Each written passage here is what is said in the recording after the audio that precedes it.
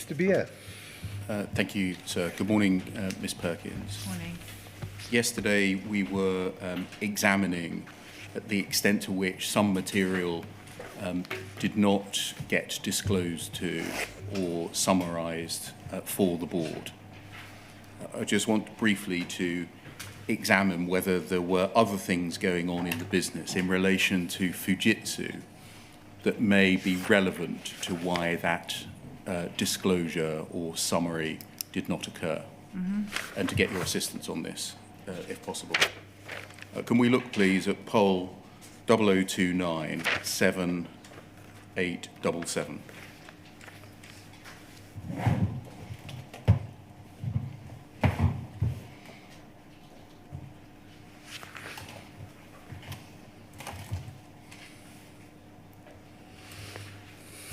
And if we scroll down, please.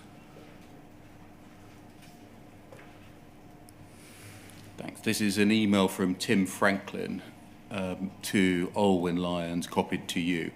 Can you help us, Tim Franklin? I haven't seen this email before. Email exchange before, I don't think. I think you. You think I have? It's part of the pack, yes. Okay, take your word for it. But anyway, yeah. Tim Franklin was one of the non-executive directors on the board. Thank you. He says Chris,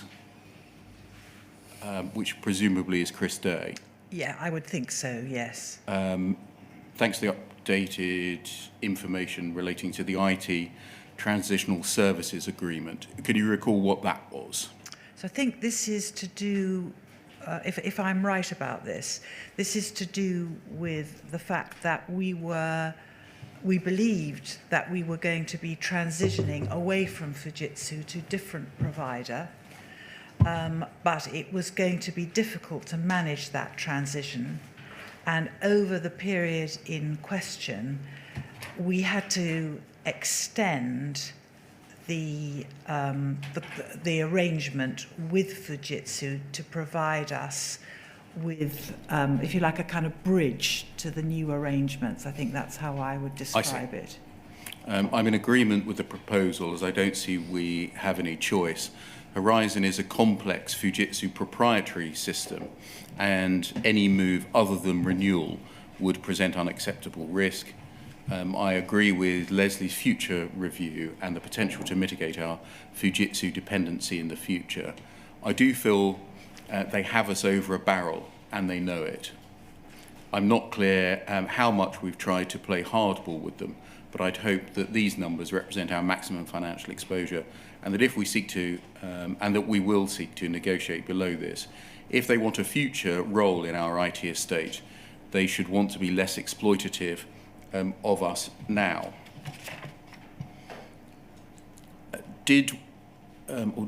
Is what we read there about the relationship, or Mr. Franklin's view of the relationship between Post Office and Fujitsu, representative or indicative of the board's view of the relationship between Post Office and Fujitsu at that time, which is July 2013? Yes, I think so. And I would say more, over a longer period.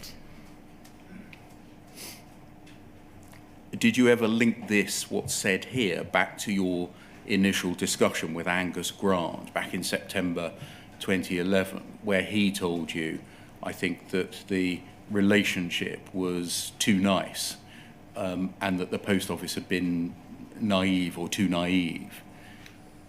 Was that a constant, essentially, over that period of time, September 11 to July 13?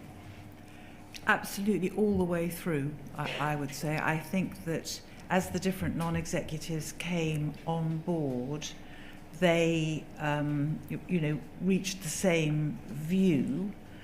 We all wanted to move away from Fujitsu altogether.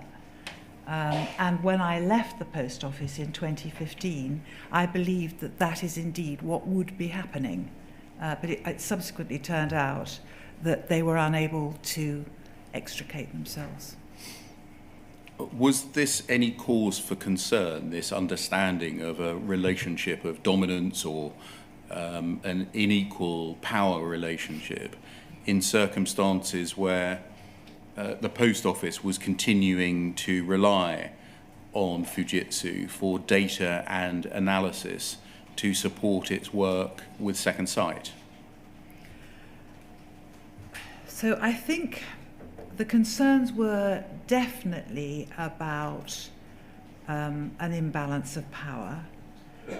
And yes, I think we were sceptical. We were sceptical about all sorts of aspects of the horizon of the relationship with Fujitsu.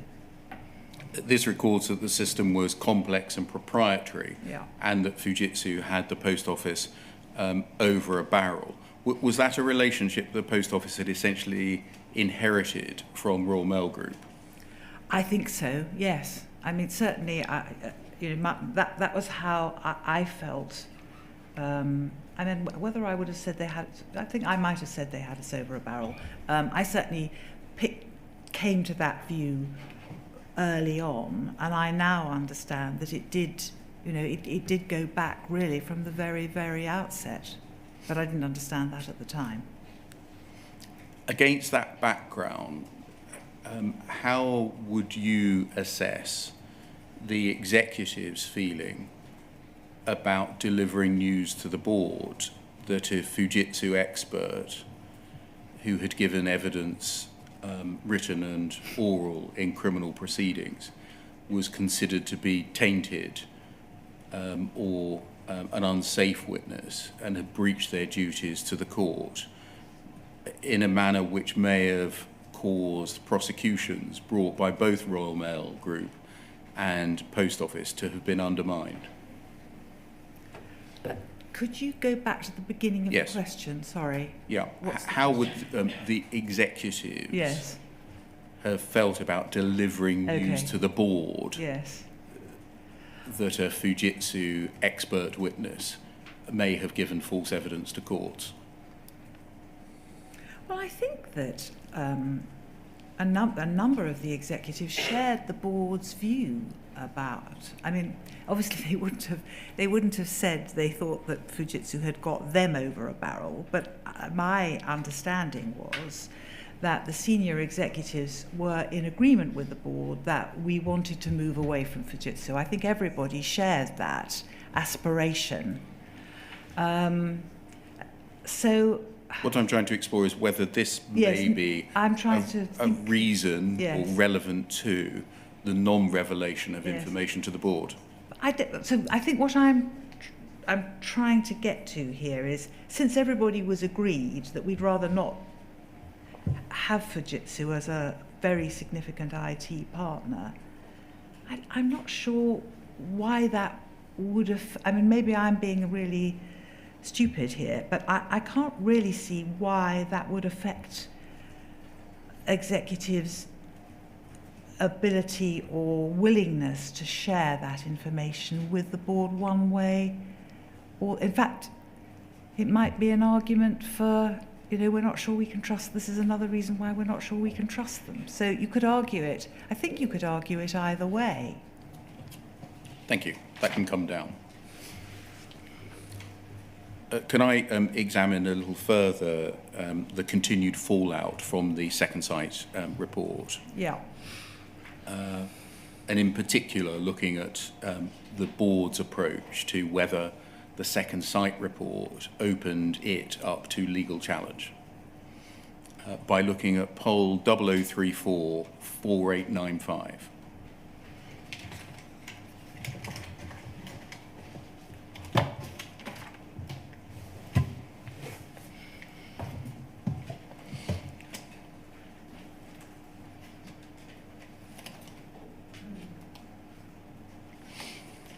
And can we start, please, at page 2 and scroll down?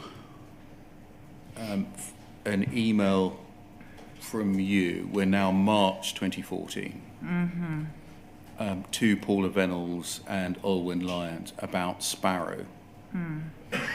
Following our helpful conversation, I'm setting out what I would like on this for further substantive discussion at the March board meeting. One, the definitive view on all aspects of insurance, i.e. organisational and personal. What policies do we have? What in practice do we believe they will cover us for? And what have we been doing to fulfil our obligations under our policies? Two, are we safe from legal challenge in what we have been doing? What's the position both since we became independent and before? What's the worst case in relation to costs which could result from this, etc. Now, you've been asking, as a board, I think, questions of insurance coverage for both the organisation and for the individual members of the board since mid-2013. Yeah. And it seems like you hadn't got an answer, at least a definitive answer, by this time. Is that right? Yes. If we go, please, to the reply, which is at the foot of page 1.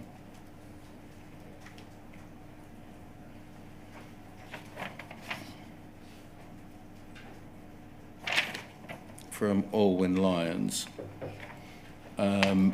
She says, Alice, apart from making sure the business are ready to answer these questions, is there anything else you'd like me to do? The insurance issue is with Chris Day, and I did push for clarity to be included in the B48 email without success. Anyway, don't know what that means. Let's go up to see what you reply. You said, what's B48? I'm no wiser. Yes, maybe you can help us by explaining to everyone what the context is here. The position is intrinsically worrying, to put it politely. The non-executive directors are really concerned because of the potential cost to the business, the distraction from implementing our strategy, which is demanding enough, the reputational issues, and their personal positions. A bad combination made far worse if the business does not appear to be on top of it. So the paper needs to demonstrate that the board's concerns on the latter point, presumably that's their personal positions, if that is possible. That means it needs to be comprehensive, clear and professional. And then there's an issue about a non-attendance at James Arbuthnot's meeting. So I think this change shows us that by March 2014, you and the board were still not clear, seemingly, on what the insurance situation was, both for the company and for board members. Yes. And were there concerns, essentially, on behalf of Royal Mail that you're expressing, as well as Post Office? I can't say that, I can't remember that there were, if I'm honest.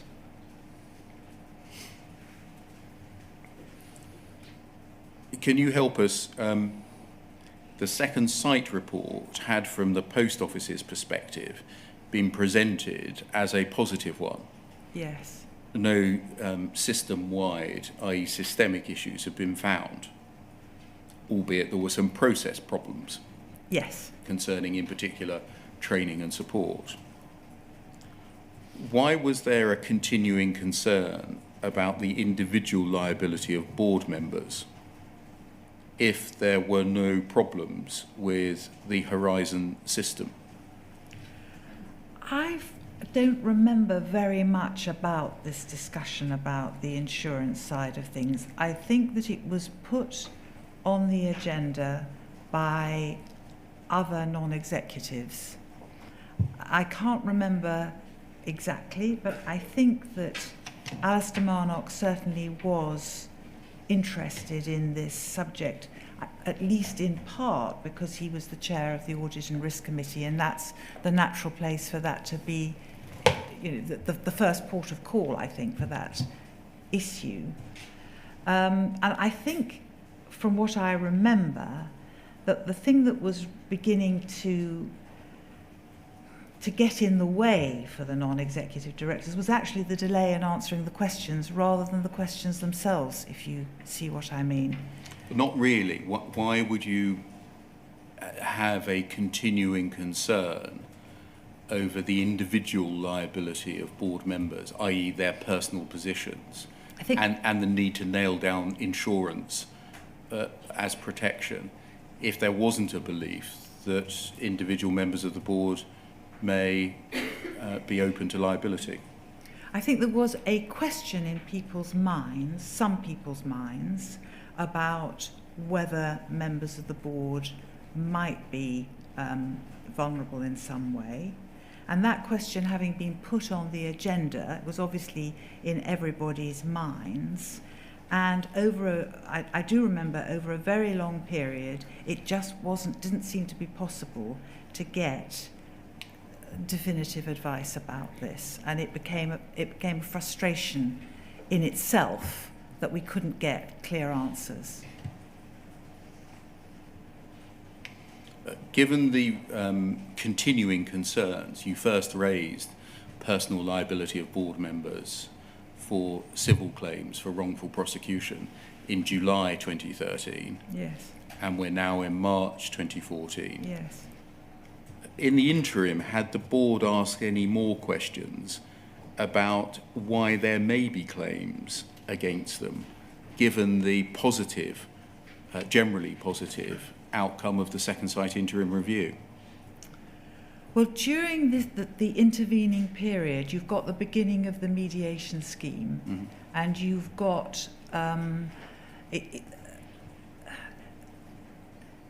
I'm sure we'll come on to this, something that was called the expectation gap between what it began to emerge, sub-postmasters and the people representing them thought might be on the table in relation to the mediation scheme, and what the Post Office thought the outcome of the mediation scheme in individual cases might be. And I think that this concern was part of the story. That so you don't have a situation where the interim report has come out and we've had the view of that, and then nothing happens. You've got a continuing story, if you like, because of the setting up of the mediation scheme and what's beginning to emerge as people make applications to go into that, and it becomes clearer what it is they're hoping to get from it. So, do I understand you to mean that you didn't think that there were claims, or were not advised that there were claims that had merit, but you were more concerned about claims that lacked merit being brought against the company or the board? Both, I would say. I think we would always have been concerned that there might be claims that had merit and that we would need to deal with those. But we also, as I've said, believed that the Horizon system was sound, and we thought that the legal side, the work that ought to be being done in relation to past prosecutions, was being done and was being done properly. I'm just trying to understand how it is that there is this focus on liability of the company and the board, which seems to be a continuing concern even into March 14, in the light of the positive Second Sight report, when we know that lurking underneath are a series of advices that would expose the company to liability, that may expose board members to personal liability, but they're not revealed to you. It's as if two conversations are going on at the same time, yes, in parallel. Do you understand? I understand. That's very clear. Thank you. I do understand. And what you're saying in these email exchanges, it is not motivated by or a reflection of you knowing about the other thing that hadn't been revealed. Is that right? Absolutely right, yes. And so I'm trying to understand what it was that was motivating you to continue to explore the extent of the board's own liability in the insurance position. Yes. If it wasn't knowledge Yes. of the Jenkins problem, Yes. what was it? Well, I'm sorry to repeat myself, but if the board asked a question, or somebody on the board asked a question, then it was important to me that the business answered that question. And I think I wasn't alone in this. I found it very strange that it was taking this amount of time to get the answers to what seemed like relatively straightforward questions. And I think that by this time, we were starting to have some reservations about the way in which Christe was performing his responsibilities. And this was a part of, we didn't feel at any rate that he was on top of this aspect of the job. And we didn't seem to be able to get anybody else to give us the answers. And that was frustrating. And I think we were, at somewhere in people's minds was always the thought that, we knew that people were interested in bringing claims against us, and you never know when that happens what the outcome might be. So I think, it was a precaution on the part of the non-executive members of the board. It was a precautionary approach. If we go back to the document that we were just displaying, poll 00344 895.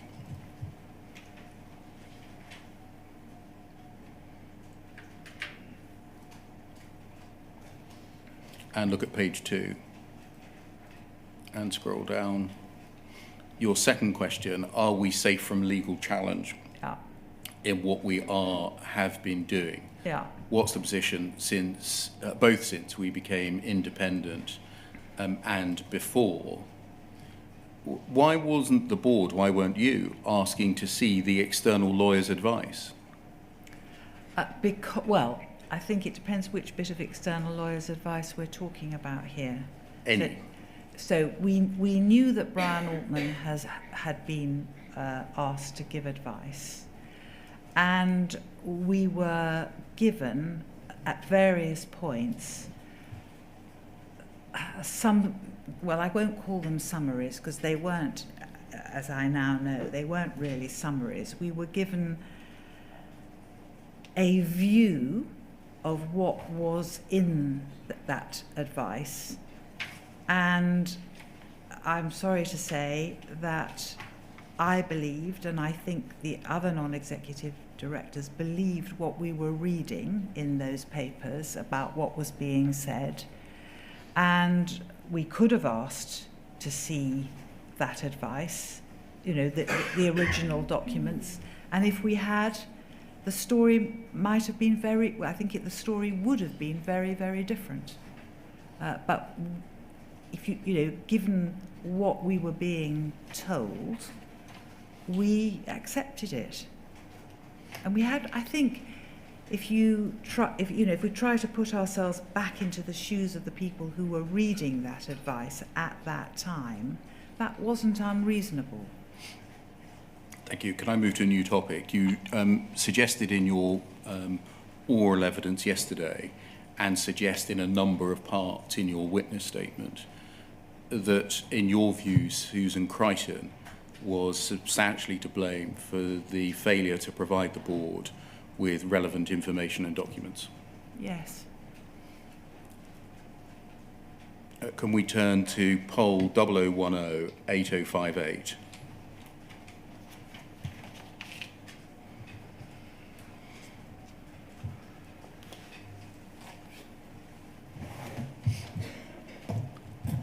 This is an email exchange of August 2013 between you and Paula Venables. And in the email that we can see at the foot of this page here, you say, yes, it's the fact that she, and you're talking about Susan Crichton here, sees so much as beyond her control, which made me most worried.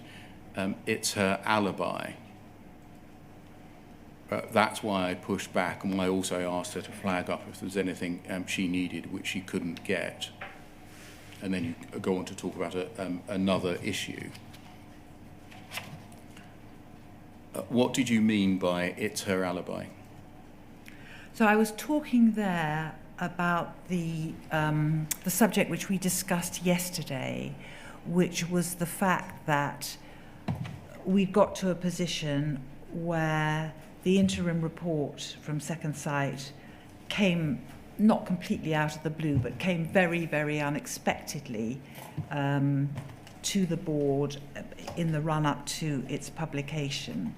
And the board's concern as to how that had happened, linked with the other issues that the board was concerned about, the length of time the work was taking, the costs and so on. So that's what I was talking about there. But what do you mean by alibi? That an alibi is normally if you're accused of a crime or accused of wrongdoing. Yes. You have an excuse or a reason to put yourself somewhere else, and therefore say, I can't have committed the crime, or I can't have undertaken the wrongful conduct. Yes. So I think an excuse would have been a better word. Alibi does sound as though, as you say, as though it's linked to a crime. I'm not suggesting that you were here talking about Susan Crichton committing a crime at all. I'm just seeking to understand what you meant by the use of the word it's her alibi. So what I think I'm saying here is that I didn't, and the board didn't think, that Susan had done that aspect of her job well. That when I had had my conversation with her, she had talked she'd given me a variety of reasons as to why it hadn't been possible for her to anticipate in the way that we would have liked what was going to, the events leading up to the publication of the interim report. And I thought that she was very passive, and I think that's really what I was trying to say here. Does this show contemporaneous knowledge by you of a failure by Susan Crichton to do what she should have done in her job? In that respect, not in the respect of her having concealed documents from us, because that's what I was going to ask you about. Sorry. Did you have any suspicion that she was deliberately not flagging potential concerns to you or to the board? Absolutely not. I had no idea. Thank you. That can come down. You raise in your witness statement that one of your achievements, I think, in your time at the Post Office was replacing a large number of, in fact, I think every member of the executive committee except Paula Venables. Well, actually, it was the two people on the executive... Kevin Gilliland. I beg your pardon? Kevin Gilliland as well. Kevin Gilliland and Nick Kennett, who was the Financial Services Director. Can we look, please, at UKGI 304 2089?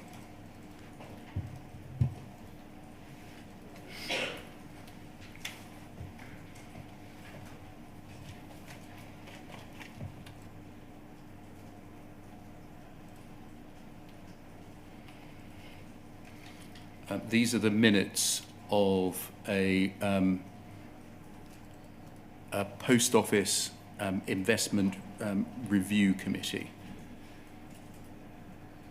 Can you see the attendees there? Yes, I can. And just looking at that, would this be, of what would this be a committee? I never had anything to do with this committee. I probably heard about it at the time. there were various committees inside the business department. This looks to me like a shareholder executive committee. Richard Callard was, at that time, the non-executive director on the board representing the shareholder. Roger Lowe was one of his colleagues, possibly his boss. Tim McInnes was, I think, on the Post Office, in a separate part of the business department, on the Post Office team. And the other names, some of them I recognise, some of them I don't. But they were all officials in the business department. I see. So we should read this as not a committee of Post Office, but a committee either of the department or of SHIEX. Yes. I mean, I may be wrong. It's possible that there's somebody in this list who was in the Post Office, but I don't think so. Thank you. Can we go forwards, please, to page 3? And under poll management, the SHIEX, Shareholder Exchange Post Office team, outlined that certain key vacancies have been filled over the course of the past year and a more appropriate management structure has been implemented, yet vacancies have also arisen, etc. Yes. Next paragraph. The review team also discussed the suitability of the current management team, i.e. capability and capacity, and in particular whether Paula Venables was the right person to hold the CEO position long term. Questions were raised, and it was agreed that a confidential and internal review would be undertaken to assess her suitability. Did you know this was going on? I don't think so. Can we look, please, at some slides in the Department's Audit and Risk Committee from February 2014, so that's the next month, UKGI 304 2677.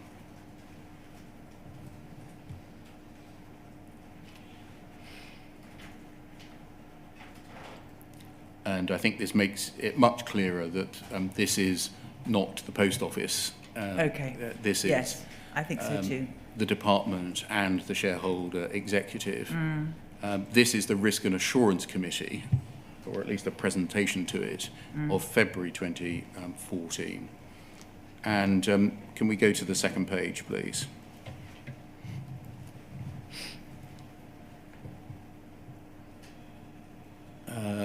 Left-hand column underneath the number 1, advice from the recent annual review suggested that the Post Office team give careful consideration to the continued suitability of Paula Venables as CEO. There's a general consensus that Paula is no longer the right person to lead the Post Office, but justification is anecdotal. This short paper aims to examine the options available to the shareholder executive. And then on the right-hand side, under why is Paula's position under review at the bottom, the committee was told, however, the 2010 plan, which admittedly was not hers, failed to deliver the expected revenue growth, and the network transformation has required politically awkward revisions to remain deliverable. Paula has not shown an understanding of political considerations, i.e. presentation of plan to ministers, or of the detail of the plan, and she's been unable to work with personalities that provide robust challenge to her. And then there's a third point. Did you know that it was the seemingly the view of a team presenting to the department and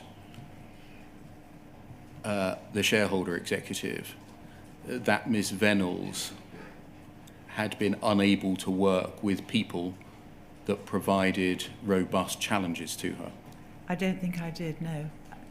These papers, when I saw them, were complete news to me.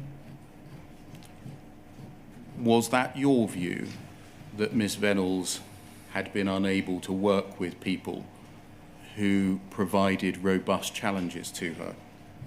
No, I don't think that was my view. That there was certainly some tension between Susan Barton, whose name appeared on the previous document, and Paula. I think their working styles were very different, and Susan she was a very, very able person, and she did a very, very good job.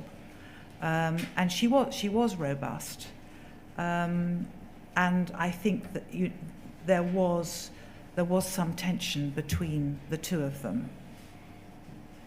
I'm not aware. I'm just trying. Let me just think about this for a second as to whether I was aware of that sort of tension with other people in her team. I'm really asking you whether it was your view that Miss Venables preferred to have yes men and yes women. No, I don't think that's fair. Around her, surrounding herself with a coterie of trusted lieutenants, yeah. Mark Davies, Angela Vanden Bogart, Leslie Sewell, for example. I don't think that would be a fair characterisation. Did you have any concern that she had been unable to work with people that provided challenges, robust challenges to her? I didn't have that concern, no. Can we go forwards, please, to page 5?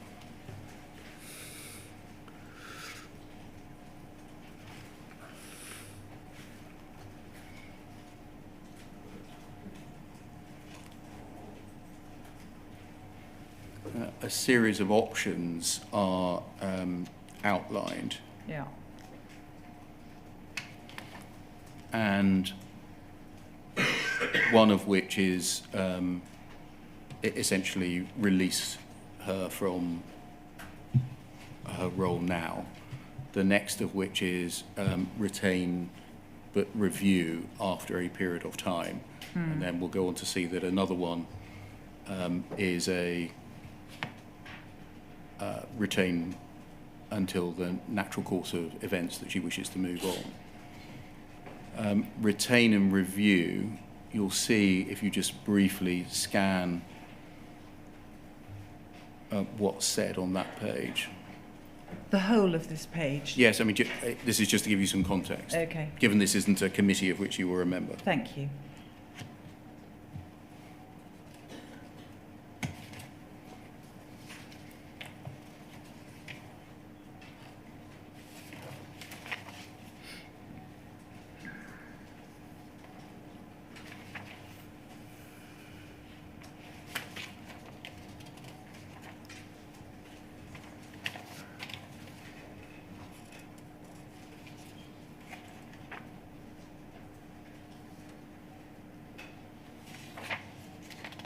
Yeah. And then over the page, please. Moving to the option of review, on the left-hand side of the page, there is a general feeling that Paula is not the optimal person to lead the Post Office to deliver its commercial strategy. She's not been able to establish good working relationships with Joe Swinson. That was the minister at the time. It was. She has been unable to retain key staff. Did you hold any of those three views? At this point in time... March 2014. Yeah, I did, February 2014. Sorry. February 2014. Yes, so in this period in 2014, I did start, and I wasn't alone in this, to have reservations about Paula's ability to lead the Post Office in the circumstances which it found itself in. Is it right to say those concerns included a doubt as to her personal grip, specifically on Horizon issues? Yes, and it went beyond that. I mean, that was the example that's illustrated by the setting of that personal objective, which I'm sure is what you've got in mind. But the concern about the grip went wider than that.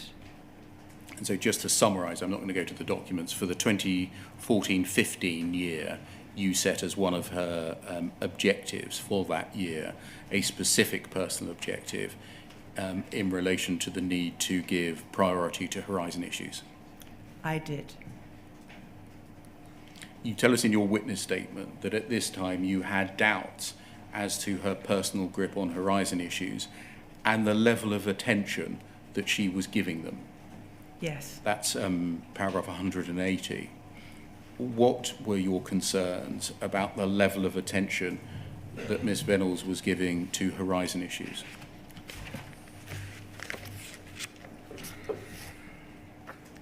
I think that I felt that she was relying too much on her colleagues and Which colleagues? executive colleagues. So this Any in particular? Well, in the context of Horizon, this would have been IT and legal, primarily, and that I'm just trying to find a way of describing what I meant by not having. You're asking me about whether I felt she relied too much on other people. Was that was the Yes. question? Yes. I think that I felt that there was too much passing on of other people's views, and that when she talked, say, to the board, gave an update to the board, that what she was relying on were words that other people had written for her rather than her own words. Perhaps that's the best way of putting it. Thank you. On the right-hand side, under performance as CEO and delivery of strategic plan, there's a repetition of the point that Post Office failed to deliver Yes. its 2010 strategic plan Yeah. and refused to keep the government properly appraised of developments in the network transformation programme, requiring difficult revisions in 2013. Paul de Venels has shown a worrying lack of knowledge about the detail of the new plan. And then Paula's people management has caused concern as she appears unable to work with personalities and approaches that differ from hers. Just stopping there. Is that a concern that you shared? No, I don't think that wasn't one of my concerns, other than, as I say, there was this tension between her and Susan Barton. I recognise that. Do you know where the department and SHIEX would get information that enables them to reach a view like this from? Yes, I think they would have got it from a number of sources. Being? So, Richard Callard, as I've already said, was a non-executive director on the board, and therefore would have seen Paula operating in the context of the board, would have heard conversations, would have been party to conversations that I and the other non-executive directors were having, because he was one of us in that sense. There would have been feedback, I'm sure, from the Minister and the Minister's office, and there would have been interactions with officials at different levels in the department. So I would think those would be the three main sources. And on that last one, where you say there will be interactions between officials, do you mean officials within the department and SHIEX on the one hand, Yes. and then Post Office personnel on the other? Exactly, yes. I see. The sentence continues, and she has failed to build relationships with key directors. Was that a view that you held in February 2014? Other than, I'm sorry, I keep repeating myself. I mean, I was aware of the issue with Susan Barton, but I don't remember my being aware of this in relation to other directors. No. So I don't quite understand where that's coming from. Next bullet point: Paula's performance as CEO has been questioned by the Post Office chair and by members of the board. Had you spoken to the department or SHIEX about Paula Venel's performance? So, as I say, Richard was party to this. I had conversations from time to time with various people in the department, including Mark Russell, who was the head of the shareholder executive. And I can't remember, I haven't got notes of those meetings, but I'm sure this would have been a topic of conversation on a pretty regular basis, because after all, it was one of my, the key aspects of my role. And by other members of the board. Yes. To your knowledge, which other members of the board had questioned her performance? I think everybody had by this stage. Thank you. That can come down. Did you ever advise Miss Reynolds that if you wanted an answer to a question, you should tell the person that you were asking the question of the answer that you wanted to hear, and then essentially get them to either confirm what you said was right or persuade you that you were wrong? I have absolutely no recollection of saying that, and it's not. I simply cannot imagine circumstances in which I would have said that. Ms. Reynolds told us that when she was preparing for the Select Committee on the 3rd of February 2015, she sent an email which said, what's the true answer, which was about the facility for remote access. I hope it is. We know that this is not possible, and we're able to explain why that is. I need to be able to say, no, it's not possible, and that we're sure of this because of XXX. And she told us that the phrasing of the email, the framing of it, we need to say this is not possible, was specifically because you had told her that if you want to get to the truth and a really clear answer from somebody, you should tell them what it is you want to say very clearly and ask for the information that backs that up. Is that true? Did you tell her that? No.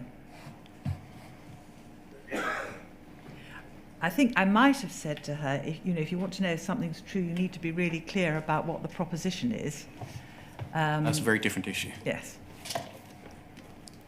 Thank you. Can we move forward to the Post Office's conduct during the mediation scheme and its attitude? Sorry, could yes. I just say one other thing on that last conversation?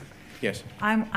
It's a surprise to me that these sorts of detailed conversations were going on and that nobody told me that they were going on at the time. And I think that is I just find that rather extraordinary that,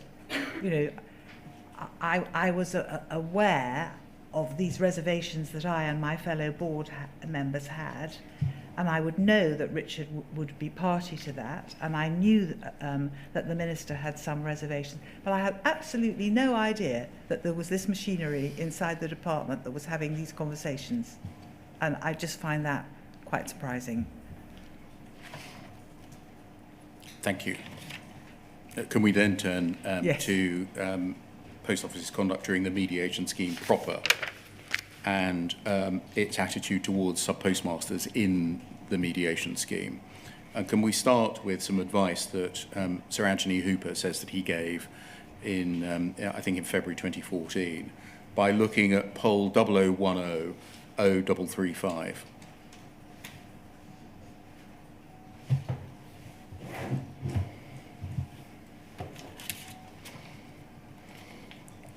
These are the minutes of a meeting with Sir Anthony Hooper. You can see who's in attendance. You're not. Yeah. And if we go down to paragraph 4, TH, that Sir Anthony Hooper agreed that Second Sight were very resource challenged. It would be difficult for them to meet the current timetable. That said, Sir Anthony's view was that Second Sight were trying to be objective and that they had a difficult path to tread in order to do their job properly, in his view.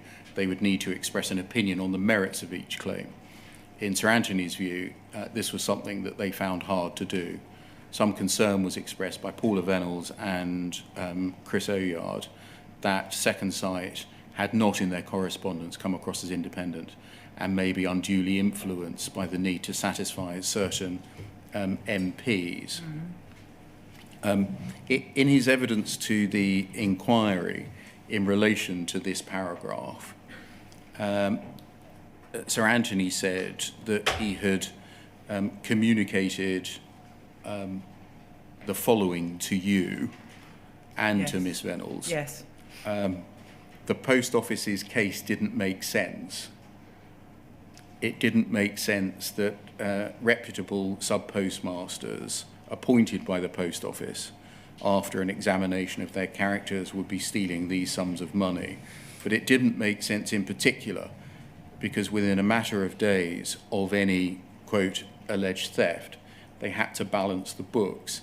It just never made sense. I made that point over and over again.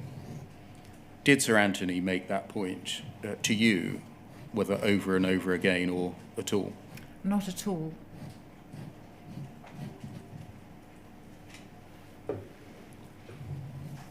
Do you recall having conversations with Sir Anthony? I recall I had a meeting with him very shortly after he'd been appointed, which was a sort of, I hadn't been part of the selection process. Alice Marnock was the non-executive who was involved with that. And after he was appointed, and I think just after he'd had the very first meeting of the Working Party, he and I met. And as far as I'm aware, that is the only time I ever actually met him. And he didn't say on that occasion that the Post Office's case didn't make sense, in that on Post Office's view of the contract, they had to balance the books and make good any shortfalls of any losses within days of the losses occurring. He didn't say that to me. I would have remembered if he had said that to me. And when we met, it was very, very early days, so it would have been surprising if he had come to any sort of clear view. I think we were talking about, as it were, the future rather than about what he had already found, because it was very early days. And then over the page, please, to paragraph 6. Sir Anthony's strong contention was that the Post Office should take no precipitous action until such time as Second Sight had produced, say, 5 reports and we had seen their thematic report. He noted the adverse public relations consequences of terminating and offered to make himself available to the board. The quantum of the compensation payments was discussed. Sir Anthony noted that the applicant's CQRs often painted a very distressing picture where there had been a loss of livelihood and other losses. His view was that should the evidence show that the Post Office had not acted properly, then the amount of compensation payable could be quite material. And then in square brackets, this contradicts legal advice obtained by Post Office from Bond Dickinson, which categorically states that the maximum loss Post Office could maximum loss Post Office could expect would be limited to 3 months' pay under the sub-postmaster's contract. It wasn't entirely clear whether Sir Anthony had in mind criminal cases only when he made these comments. Was this passed on to you, that Sir Anthony's view was that the quantum of potential compensation could be material, i.e. substantial? No. Was it ever explained to you that there was a difference of view between the advice Bond Dickinson had given and that being explained by Sir Anthony? No. I think in the next month, Post Office took advice from Linklaters. Yes. Can we turn to a board meeting on the 26th of March 2014, poll 1523.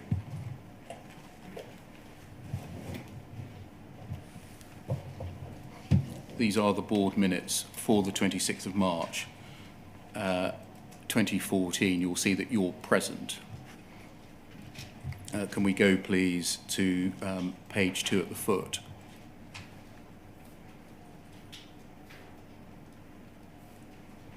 Thank you. Under K, the board agreed that they needed to commission a piece of work to complement that undertaken by Linklaters, to give them and those concerned outside the business comfort about the Horizon system. The business was asked to revert with the terms of reference and timescale for the work, which would cover the work undertaken by Angela van den Boogaard, explaining how the system works, a review of the data integrity aspects of the system, a reference to all audits and tests carried out on the system, and a response to the most significant thematic issues raised by Second Sight. These terms of reference should be tested with Linklaters to ensure this work would satisfy them as evidence that Horizon is reliable, and then agreed by the Board Sparrow Subcommittee. Just go back to the previous page, at the foot, thank you. Why did the board wish to obtain a piece of work to give it, or Linklaters, or those concerned outside the business comfort? So at this time, there were continuing questions about the Horizon system, and and the board was unclear about what the level of exposure of the post office was to claims. And I referred earlier this morning to the different perceptions of people going into applying to go into the mediation scheme and the post office as to what amounts of money might be payable. And I'm thinking more of the phraseology, Ms. No, but I am coming to that. So, sought this legal advice on what the exposure was. The legal advice was delivered on the basis needed in order to deliver their legal advice. Linklaters said that they wanted to be confident about the safety of the Horizon system, and they were not happy about the quality or the nature of the work that Second Sight had done. So they were, we haven't looked at that. I mean, there are, I think in these minutes, there are quotations from the Linklaters partner. We're going to go to the... Yes, so I'm sorry, I'm anticipating. Yeah.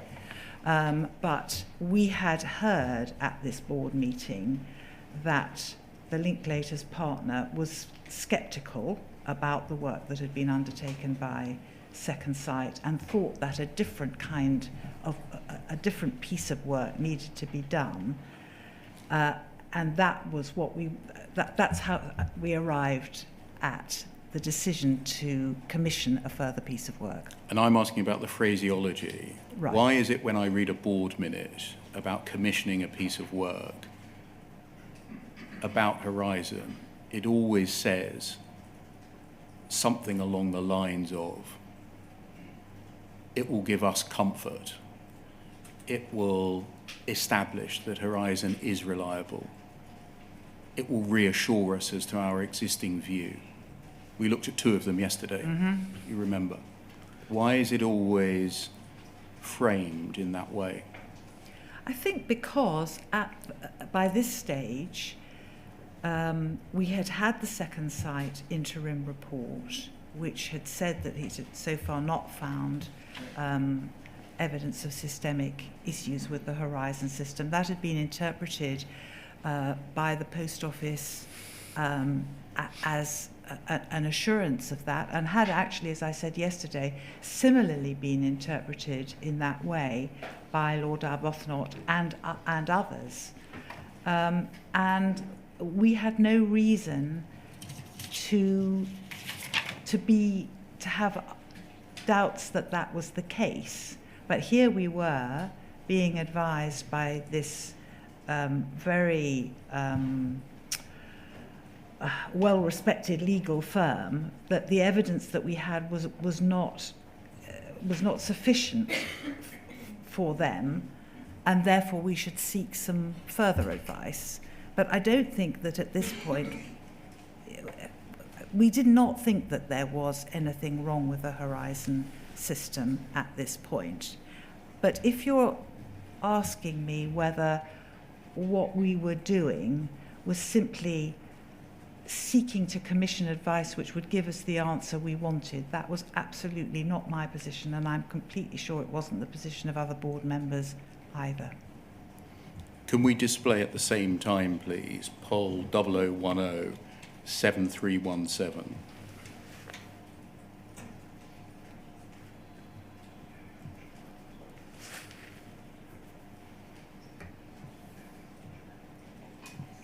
And page 3 of that document, please. So I should have rested on page 1 for a bit, just so you can see what it was.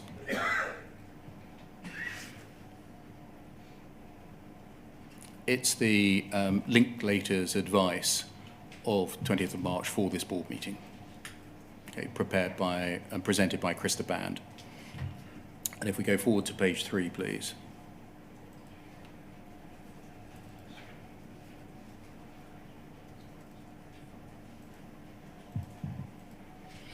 And go to paragraph 2.3. If we can just highlight that, thank you. Thank you. In the first part of that, there's some information about Joe Swinson. And then in the second part of the paragraph, Linklaters say, we note that there is, so far as we understand it, no objective report which describes and addresses the use and reliability of Horizon. We do think that such a report would be helpful, though there's a decision to be made about how broad and or thorough it needs to be. That was what was needed, wasn't it? An objective report describing the use and reliability of Horizon. Yes.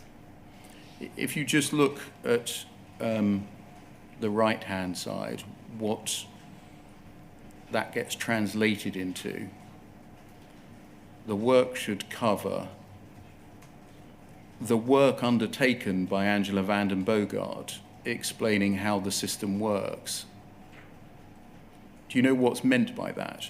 The work should cover the work undertaken by Angela van den Boogaard. I can't help you with that, I'm afraid, now.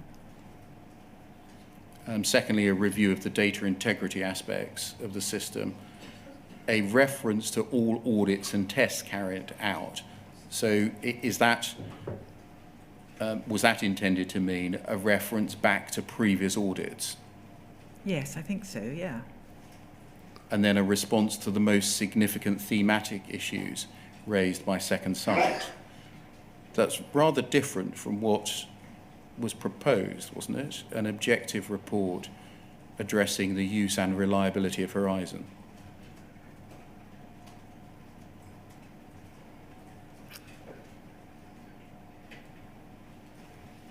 Well, an objective report which describes and addresses the use and reliability of Horizon is a very broad statement.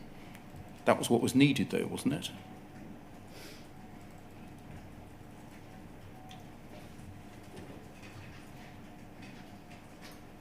I'm sorry, I don't think that I can be of much more help on this, I'm afraid. Did the board commission a comprehensive review of the use and reliability of Horizon?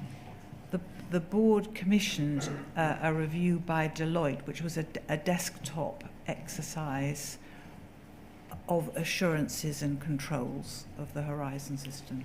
So does that mean no, it did not?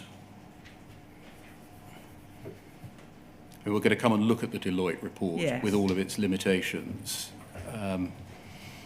in a moment. But what Ms. Band was saying was that there's no objective report describing and addressing the use and reliability of Horizon.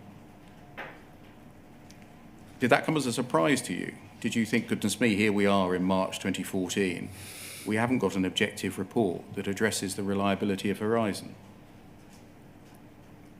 I think it made me realise that we'd probably gone down the wrong road in the work that we had asked Second Sight to do, the case-based review, yes. Did you think, how have we ended up here? And what about the times that I've said that we have had Horizon independently assured, or the times I've been present in meetings with parliamentarians, for example, and said we have had Horizon independently reviewed, investigated or assured? What about the Ernst & Young audits? Don't they count? What about the internal review that was reviewed by Deloitte? Doesn't that count? Have I said things in the past that don't really stack up? To be honest, I can't remember exactly what I was thinking when I was considering this report, other than the fact that what the work that had been done so far by Second Sight was not the answer, was not what was required here, and that we needed to commission some more work. I can't go back and dig that out of my mind. Was it quite sobering, though, to realise Yes. that March 2014 Yes. you were being told by somebody new Yes. to the process, Linklaters who were brought in, Yeah. to say, in fact, well, here we are in March 2014, we actually haven't got a report that addresses the reliability of Horizon? Yeah, I think we were surprised by that. Thank you. Those documents can come down. Can we turn then to the Deloitte report? Essentially, the Deloitte Project Zebra report was a consequence of the decision made at that March 2014 meeting. It was. I'm not going to look at the report itself. I want to look, please, at the board briefing prepared by Deloitte as a result of their work, because that was sent to you directly. For the reference, it's poll, no need to display, 302-7933, and the document I'm about to show was emailed to you on the 4th of June 2014 by the Company Secretary, Owen Lyons. Let's look at that document then. Poll 302-8069.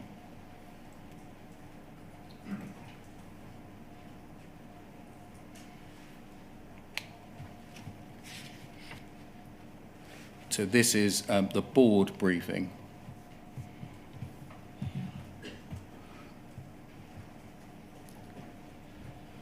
As I say, emailed to you by Owen Lyons on the very day that it was created. Would you have read this at the time? This document was disclosed to me after I'd finished I'd submitted my written statement just before Christmas. And when I first saw it, I had no recollection of having seen it. But there clearly is an email from Alwyn, I think not just to me, but to fellow board members, in which she says she attaches this. Yes. The email itself doesn't appear to have the attachment attached to it, but I have no reason, I've got no reason to think that it wasn't attached, but I simply don't remember this. So you don't remember whether you read it or not? If it came to me, I would have read it. Okay. Can we look, please, at page 3?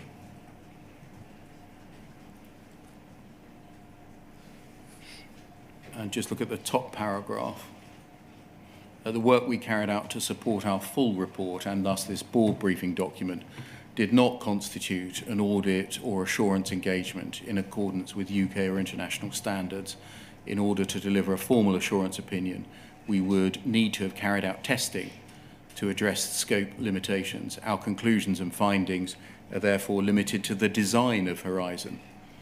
They're also subject to the accuracy of the assumptions and limitations in section 3. If we just go down the page.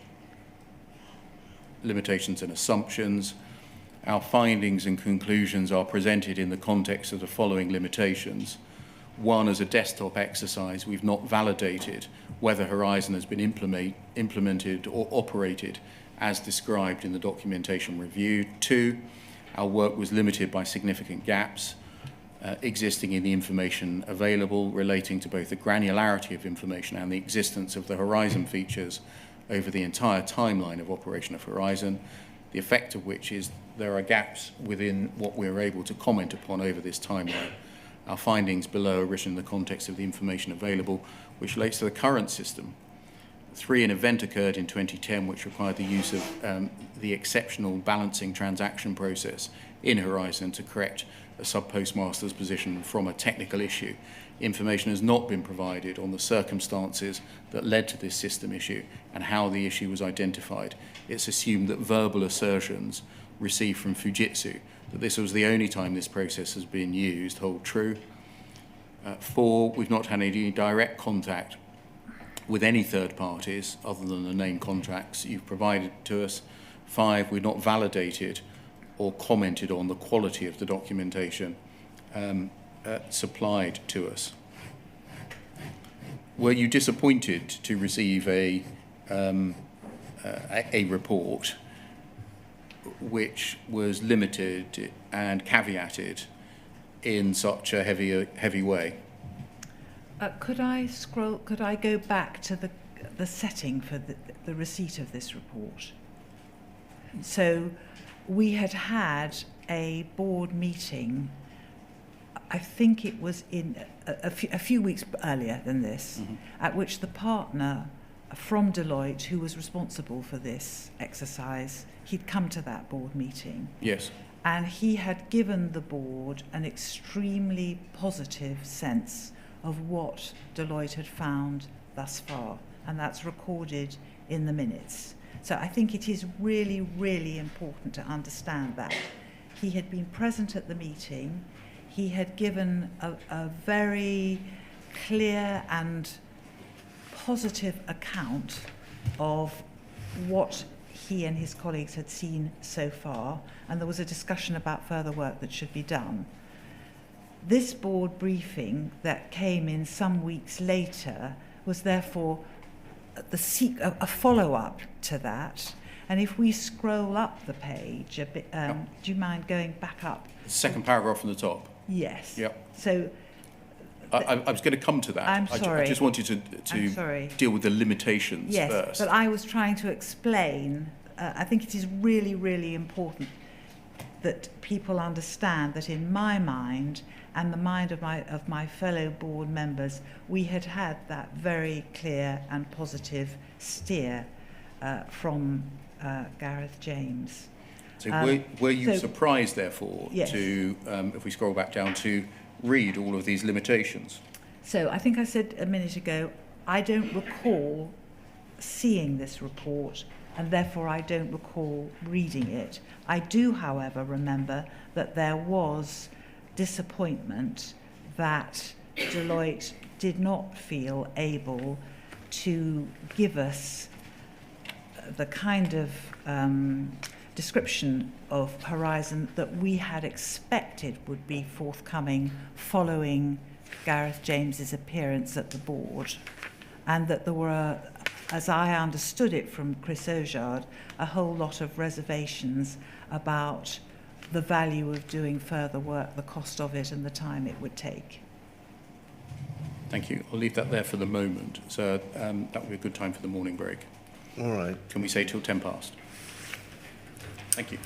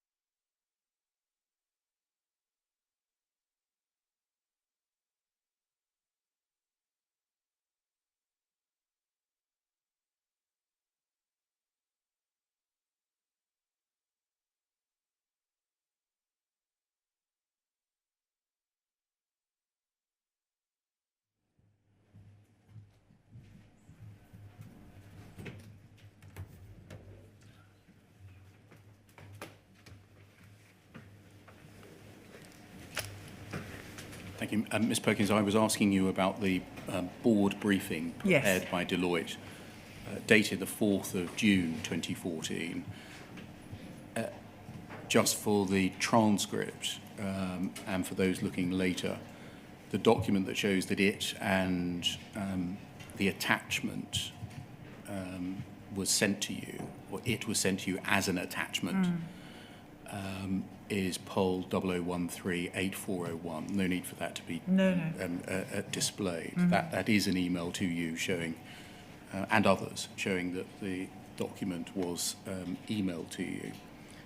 You were making the point that we've got to read the board briefing of the 4th of June in the light of the earlier meeting of the board on the 30th of April, at which the partner from Deloitte had made a presentation. Yes. So can we look at the two documents alongside each other then? Firstly, the minutes of that board meeting. Poll 302-1524.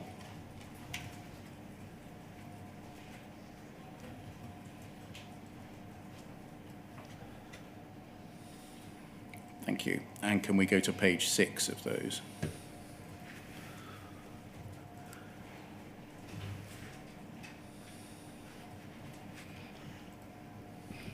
Thank you. And then can we display the board briefing, poll 302-8069.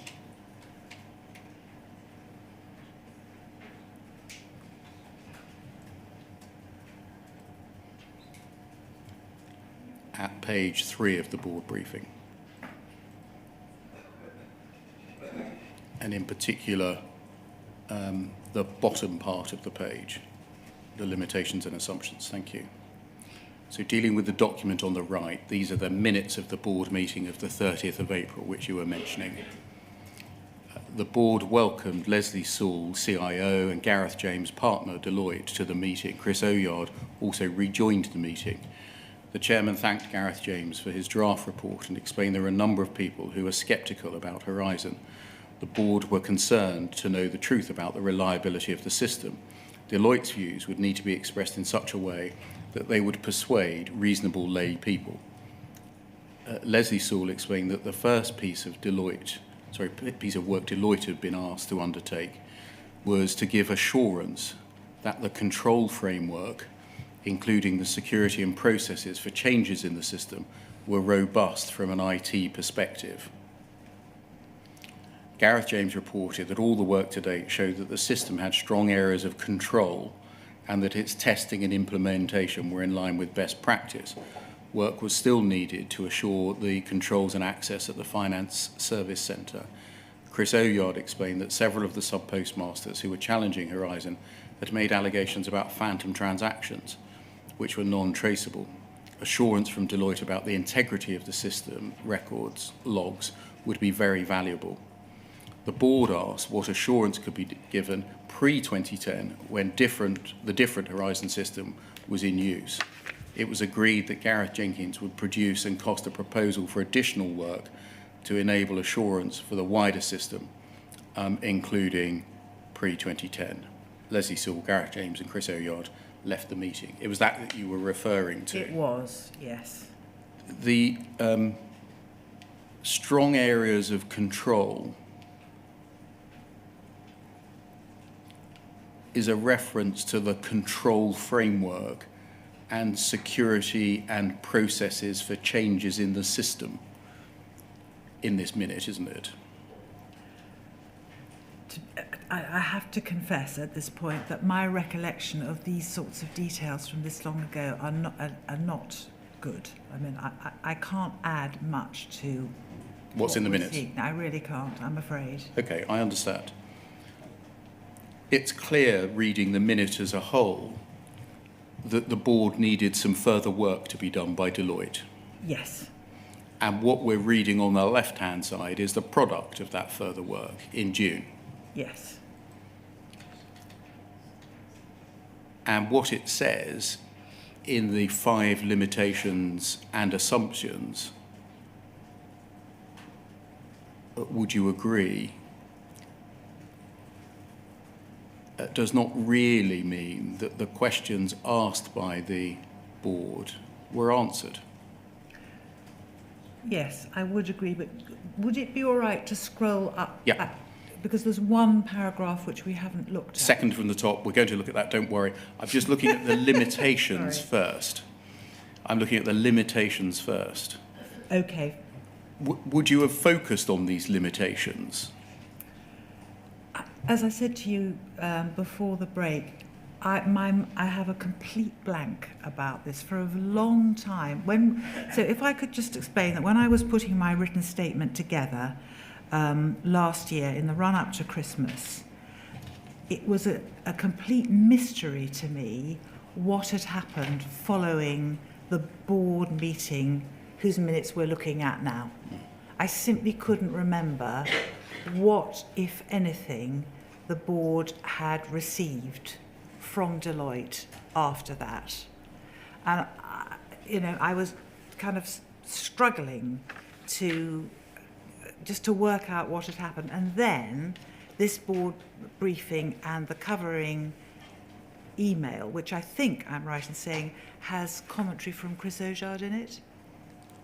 Is that right? Sorry, the board briefing. Yeah, the board briefing, it's not covered, but that's just a simple email from Alwyn.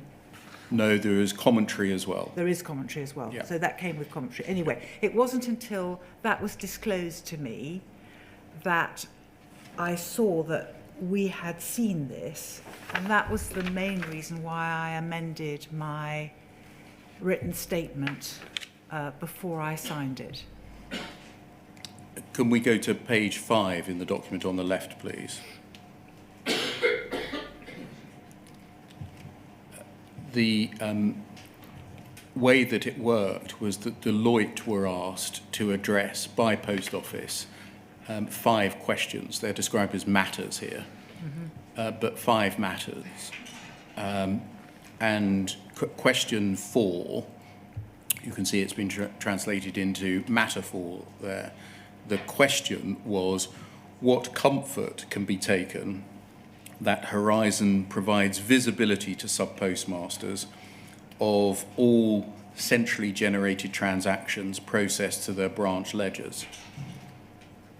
And the answer is the Horizon Audit Store reports from a complete and unchanged record of all sealed baskets. From the documentation we've reviewed, it appears that Horizon is designed such that extracts from the audit store represent a complete and unchanged record of basket data. Reading this, would you be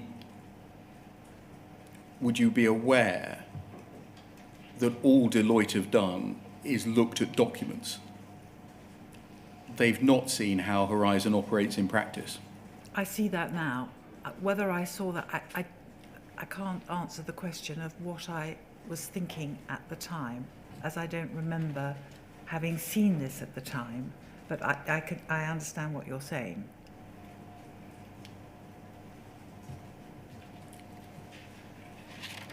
We can go to various parts of the report. Yeah. You've referred to it as a desktop review in your evidence earlier, which is accurate. By desktop review, do you mean essentially looking at documents? Yes.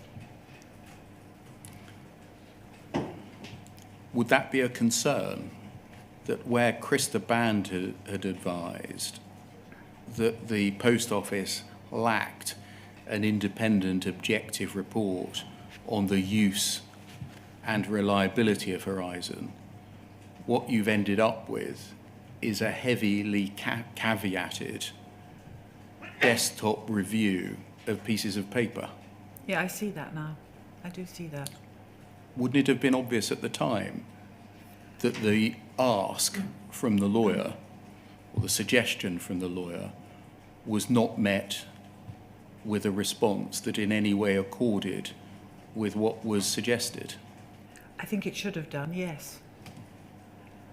But I think it would be relevant to look at what the covering email said, because that's where I would have started and where I'll go to that in a moment then, if the board members if we started. may. Matter 5 Horizon provides visibility to sub-postmasters of all centrally generated transactions processed to their branch ledgers. From the documentation we've reviewed, it appears that Horizon is designed such that sub-postmasters have visibility of all centrally generated transactions to their branch ledgers in that accounting period. Central transactions require sub-postmaster approval to be processed, except for balancing transactions. This appears to be an exceptional process performed only by Fujitsu and asserted by them to have only been used once in 2010, between 2008 and the time of their assertion in this area, May 2014. Usage pre-2008 is not currently known. If you'd read this, what would you have made of a paragraph like that?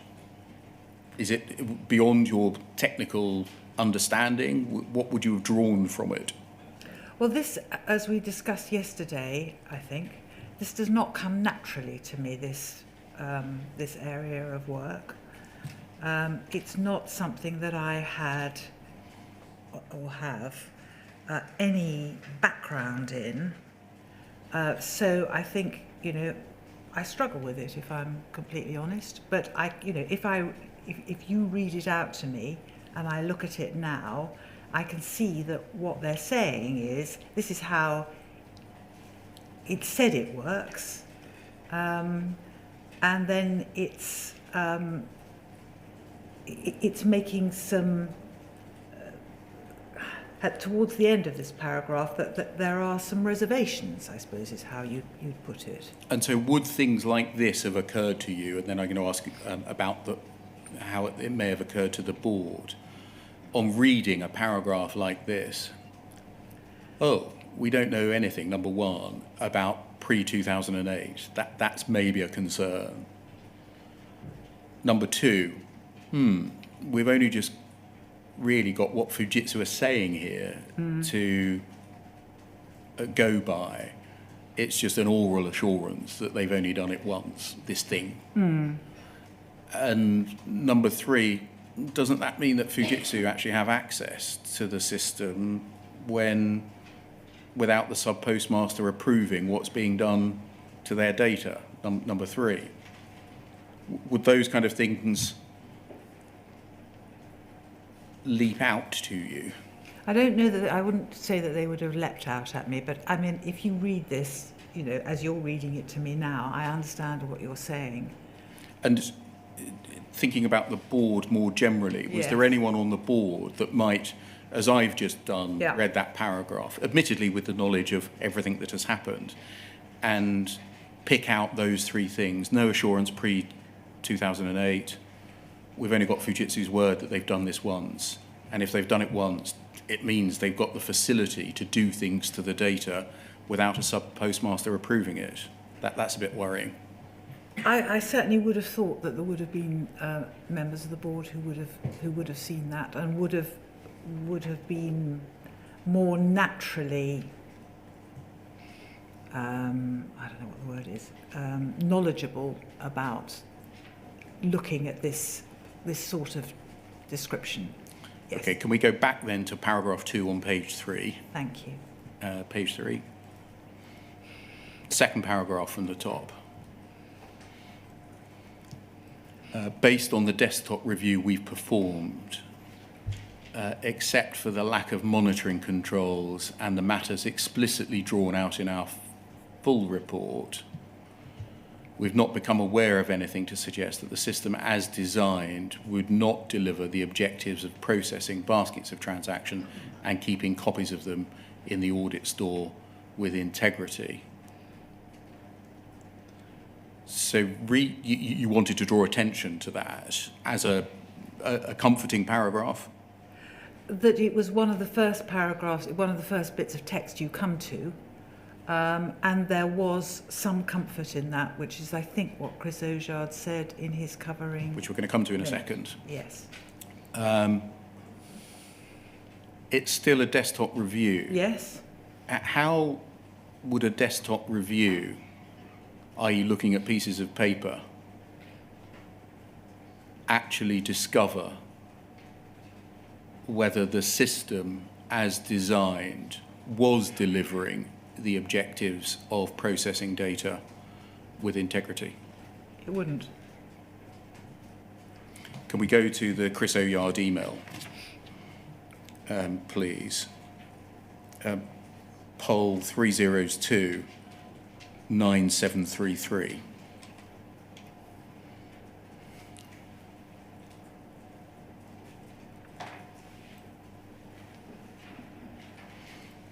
Now if we scroll down, please.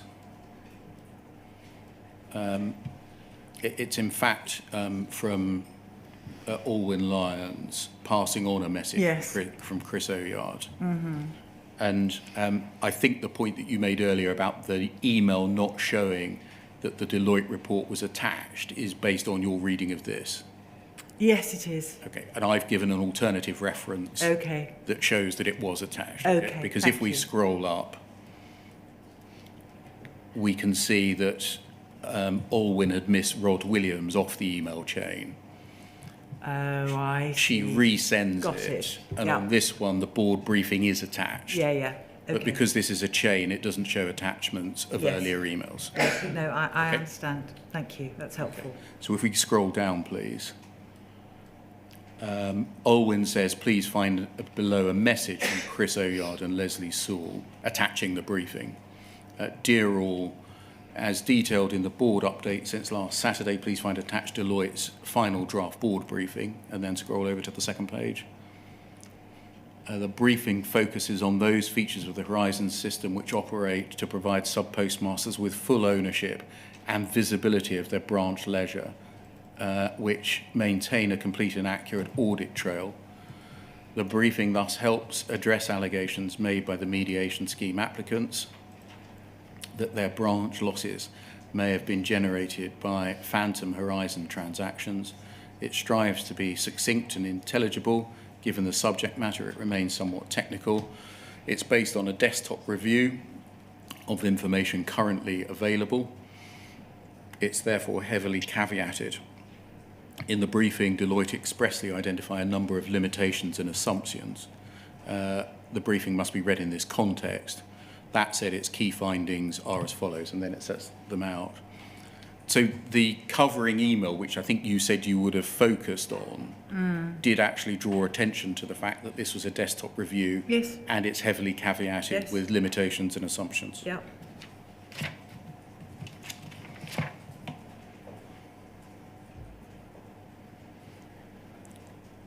I think it's right, that document can come down, that Deloitte refused to consent to the publication of their report. Yes. And they refused to consent to the use of their name publicly to assert that the system was working with integrity. Yes. And they refused to do so unless they had undertaken specific testing of the system in operation. Yes, but they, I think, went on to say that words to the effect they weren't sure that there was value in doing the amount of further work that would be required in order to satisfy satisfy that. Overall, how did you view the Deloitte report, i.e. taking into account what you'd been told at the meeting on the 30th of April and in the light of receiving that email and the board briefing? Well, as I said, I don't remember what I felt about the board briefing because I didn't remember seeing it.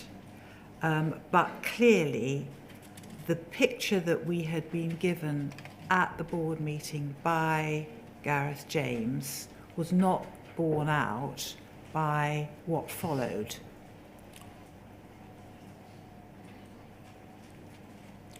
Was that clocked by the board at the time? Was it realised by the board at the time? So I think, I mean, clearly what the board realised at the time... Right, I'll try again.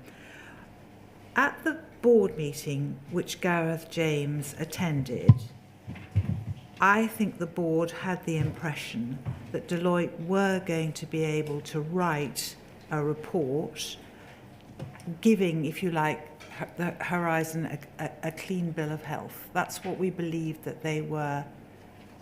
That's what we believed that they were leading to, and that we would be able to publish that, and that was what we had intended we would do. I did remember that the follow-up to that meant that we couldn't go down that route, and I did remember that Deloitte had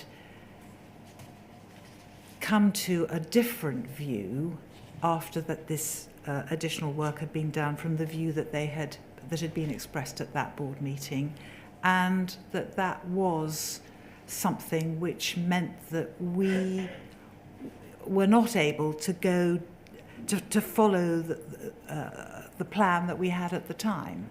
And that, yes, I think that was disappointing. That was disappointing to us. Did you get the impression that Deloitte were rather wise to the possibility that their name might be associated with a public assertion that the system was working with integrity, and therefore were uncomfortable with that and refused to allow it to occur? They were clearly refusing to allow that to happen, and I think there was some discussion about why they felt that way, and I think we got the impression that they weren't really interested in doing the additional work. Can we move forward to what impact all of this had on the mediation scheme, and look at poll 00106889?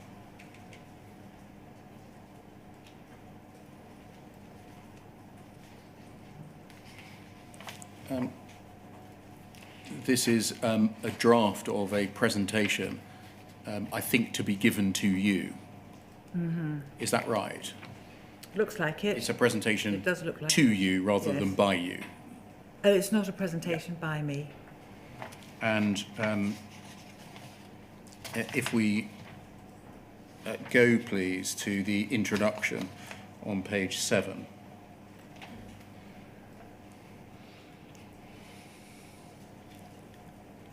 The author wrote, what does success look like?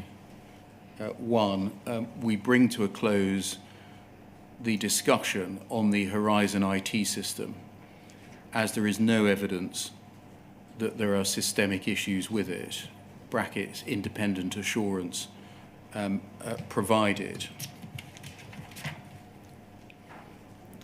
Then skipping over a couple of paragraphs to the 4th, in the run-up to the election, the Horizon issue does not cause the minister any problems. And then skipping over one, limited internal resource from chairman to administration stroke money spent on Horizon and more on profit-making activity. Was this a presentation in fact given to you? I don't remember. But it probably, I mean, I don't know. This, on its face, is dated as being in draft on the 2nd of February 2014, so a couple of days before receipt of the board briefing. Yes. Would it be fair to say that in the light of that board briefing, it would not be possible to say, quote, there is no evidence that there are systemic issues with Horizon and independent assurance has been provided? That would have had to have rested on the second site interim report. Not the Deloitte report? Not given what we have just seen dated the 4th of June, no. No. The 5th bullet point, 4th bullet point, in the run-up to the election, the Horizon issue does not cause the minister any problems. Was the handling of the Horizon issue seen by the board through the lens of whether it caused or did not cause the government problems? No. Not. The answer to the question is no. I think, in the sense that the board would never have done anything one way or another about Horizon because of the political fallout or otherwise. But I think and because I was because of my government background, would have been sensitive to election, an election period such as the one we're now in. I mean, ironically, at this time, June 2014, there wasn't an election. There wasn't one. It didn't happen but I think May 2015. Indeed, you're right. But presumably there was some speculation as to when that election might be. I'm just interested in the extent to which causing problems for the minister was a material consideration in the handling of Horizon issues. Well, it certainly wouldn't have been a material consideration in terms of the substance of doing the right thing as far as the board was concerned. Thank you. Is it right that, that can come down, that the Post Office essentially took control of the mediation scheme in June 2014? I can't remember the exact date. Well, let's look at some documents. I thought that the working group was closed down later than that. Well, I want to look at the genesis of that. Okay. Can we start, please, by looking at poll 302-2128?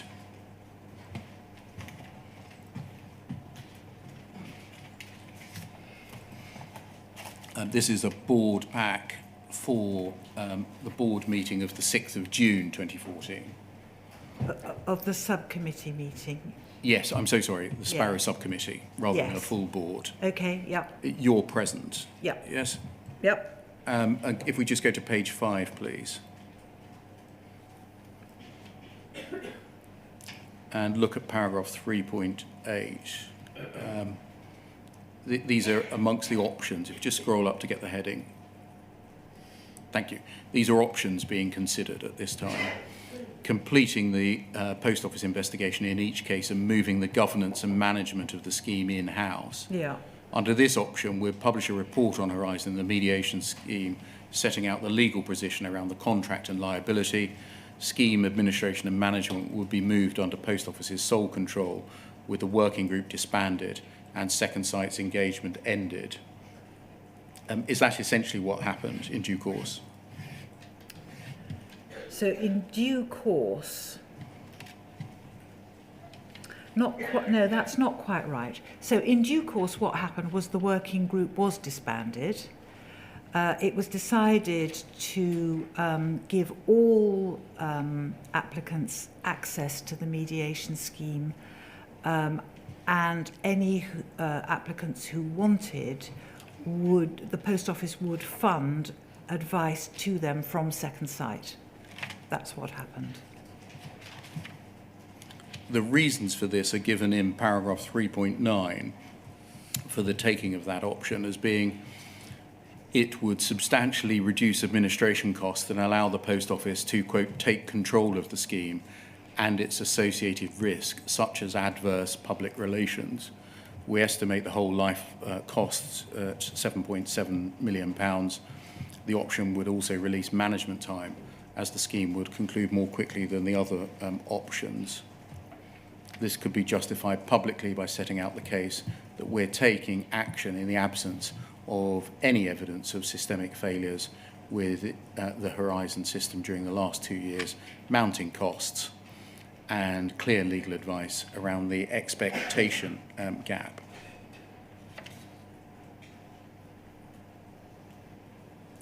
Was it right that, I should say we should go to page 8 and paragraph 7.3.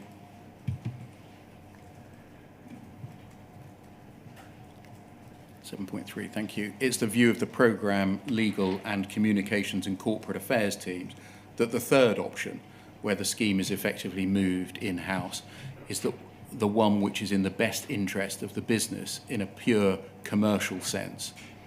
There's a weight of evidence to support this view, including value for money, timescales, concerns around cost and quality of second sight, the diversion of senior management time, and the critically important point that in 2 years of investigation, nothing has been uncovered to raise doubts about the issue at the heart of the system, the operation of the Horizon computer system.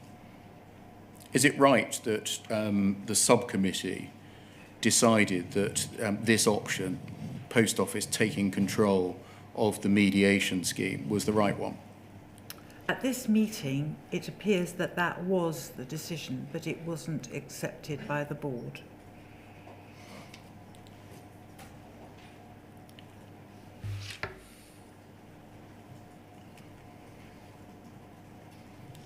Do you know what the adverse public relations risks were that the Post Office was facing in relation to the mediation scheme? I think what was meant by this was that there was increasing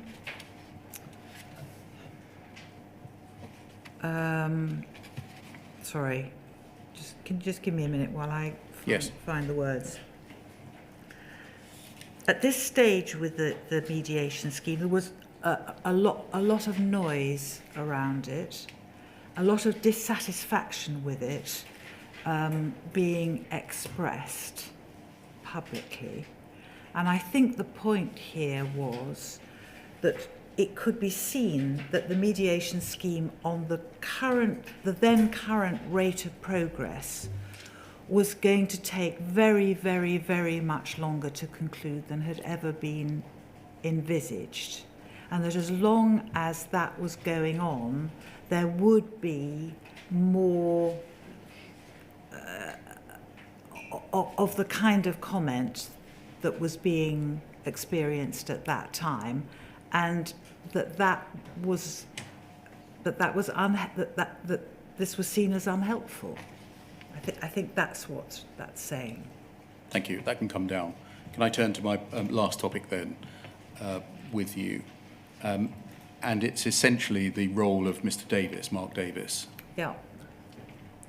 Can we turn up, please, poll 0029 5386?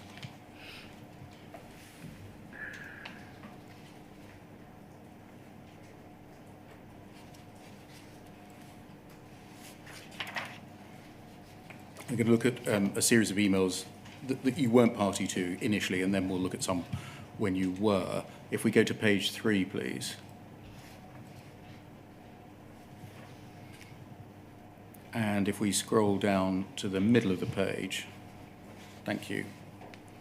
So this is the 21st of June, 2012, okay? Mm-hmm. And that's a month before Mark Davies joined the business. Right. Okay? Yes. And Miss Venables writes to him, Mark, Alana was going to call you, but is in Downing Street. My sense is we're doing the right thing in not offering interviews. And just in context, that means whether the Post Office should offer interviews before the appointment of Second Sight was announced. Oh, I see. Okay. Thank you. As that puts us on the defensive, and it also gives it more airspace. Do you agree? You must say so. If it does not, please, hope all is well. Paula. And then top of the page. Next day, Paula, sorry to pick this one up late. I agree, absolutely nothing to be gained in giving the story legs. Best course of action is to hold the strong lines and stick with them. And then last day at Rethink, that was the organisation that Mr. Davies was working for. Yes. Really looking forward to July the 9th, that's his start date. Okay. And then if we go up, please. That day, Paula Venel sends you that exchange. Thought you'd like to see this from Mark, supported and excited at joining. The only coverage this morning is in the Telegraph, which is balance. And then up, please. You reply, thanks. It will be great to have him on board. By the way, was NL okay about it? Is that a reference to Norman Lamb? I can't think who else it was a reference to, but I don't know. Norman Lamb at that time was the Post Office Minister. He was. Records suggest that he was the Parliamentary Under-Secretary of State for Employment Relations and Postal Affairs in office between the 3rd of February 2012 and the 4th of September 2012, so in office at this period. You can't think of anyone else who No. NL may refer to? No. Okay. If that does, as is suggested, refer to the minister, why were you concerned that the Post Office Minister might not be okay that the Post Office had appointed Mark Davies? Mark Davies had worked for my husband. And He was your husband's, Jack Straw's, former special advisor, SPAD. He was, yes. One of the new posts which the Post Office needed to create and fill was a communications director following its independence from the Royal Mail. Up until April 2012, when the Post Office was part of Royal Mail, that communications function was exercised through the Royal Mail Group. And so although there was somebody in the communications directorate in the Royal Mail who was the Post Office person in that team, there wasn't anybody at the level with the relevant experience to carry out the role for the newly created Post Office, particularly given the agenda that we were trying to implement. I think that decision had been taken before I came on board. I can't remember. But anyway, that decision was taken. And there was going to be a proper process involving headhunters and a proper selection process. And I remember that it occurred to me that Mark, who I knew simply through the work that he had done for my husband, was not particularly happy. I'd heard that he was not particularly happy where he was working, and I thought that he would be a strong candidate for the post. And I remember thinking at the time, I wondered whether I should even raise that because of the potential conflict that it could look... It looked too cosy. It looked too cosy. And I nearly didn't suggest it. And then I thought that was completely ridiculous because he would so obviously be very good at the role. And why on earth would you not put somebody forward who was eminently qualified, both in terms of his experience and also his public service values, for that role, just because he'd worked for your husband? So I did suggest to Paula, or I can't remember if I suggested to Paula or I suggested to Mark, but anyway, one way or another, Mark's name was given to the headhunters and he was then included in the selection process, and I had absolutely nothing whatever to do with that. Okay, and so you're checking here that the potential for this to be viewed as sort of a cosy stitch-up Exactly. Hadn't occurred to or was operating on the mind of the minister. I would have wanted to be absolutely clear, above board, and I would have wanted it to have been drawn explicitly to the minister's attention for all those reasons. Okay, if we scroll up, please. Miss Bennell's replies, if you look at the third paragraph, she says, I haven't mentioned specifically this week to NL. We needn't read the rest of it because she essentially gets the wrong end of the stick. She thinks you're speaking about, have you run past Norman Lamb the issue of whether we should proactively offer interviews before second sight? Okay, Oh, I see. so she gets the wrong end of the stick. Okay. And then if we go to page 1 at the bottom, you put her right. you say my query re Norman Lamb was in relation to Mark's arrival. Yeah. Not the issue of substance. Yes. And then if we scroll up, second paragraph is her reply. Okay. Norman Lamb was grateful that I mentioned it. I explained the proper process that had been followed and the calibre of the candidates he'd been competing with for the role. I had to leave a message, but he texted back and said something like, I appreciate the information, thank you, that all sounds fine. And we had a great time over supper, he's good company. And then at the top of the page, I'm very glad you did this, you reply, right thing to do, and he responded in the right way I thought he would. I've no idea whether we will get any flack about Mark, but if we do, we're in a perfect place to handle it. Yeah. So the flack is the cosy stitch-up Yeah. suggestion. Absolutely. And the perfect place to handle it, you're saying that because it's been run past the minister? No, I think, well, yes, it had been run past the minister. That was certainly part of it, but also because we'd done the proper thing. We'd been scrupulous about it. To what extent, following this, did you rely on Mark Davies' advice as to the substance of decisions to be taken, as opposed to the later presentation and disclosure of such decisions to the media, i.e. after the decision had been taken? I would have relied on Mark solely for his experience and professionalism around the public relations angle of things. So not to contribute to the substance of a decision taken, only to take advice from him on the presentation of the decision after it had been taken?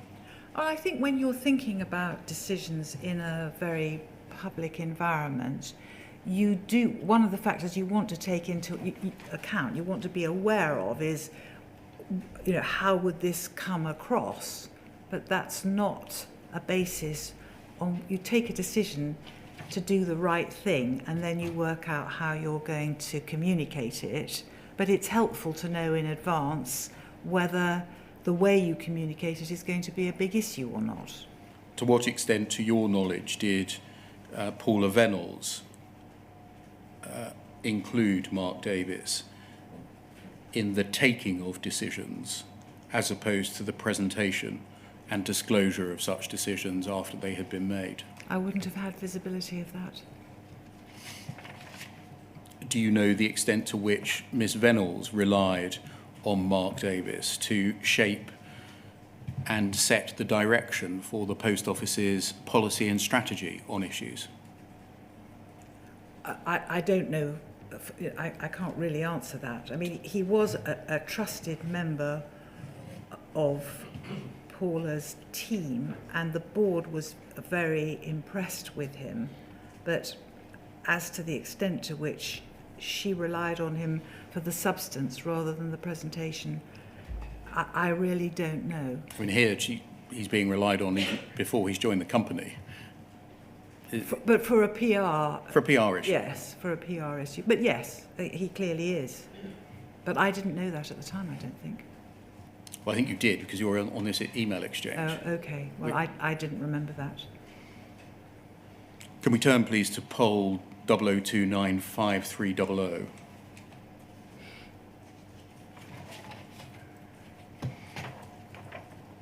And page 2 at the bottom, please.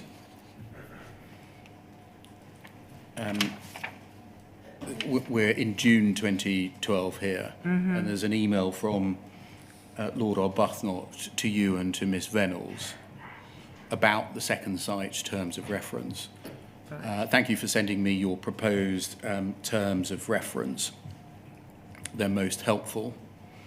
A couple of issues have struck me. I wonder if you might give me your thoughts.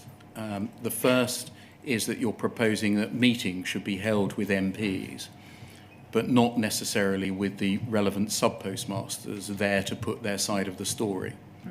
And MPs will not know as much as the sub-postmasters will. And so the issue will not be resolved unless the MPs are also given the chance to have their constituents at their meeting. What about the advisors? Surely they ought to be included as well. since we're trying to clear the matter up in a robust and transparent matter, it does seem to me that this needs further thought. And then if we go to the bottom of page 1, please.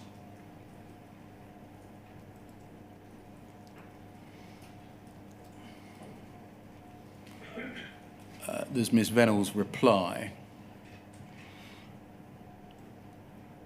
Firstly, let me reassure you that Alice and I intend total transparency, as I'm sure you sensed from the meeting we arranged for you and Oliver. The queries you raise are entirely valid.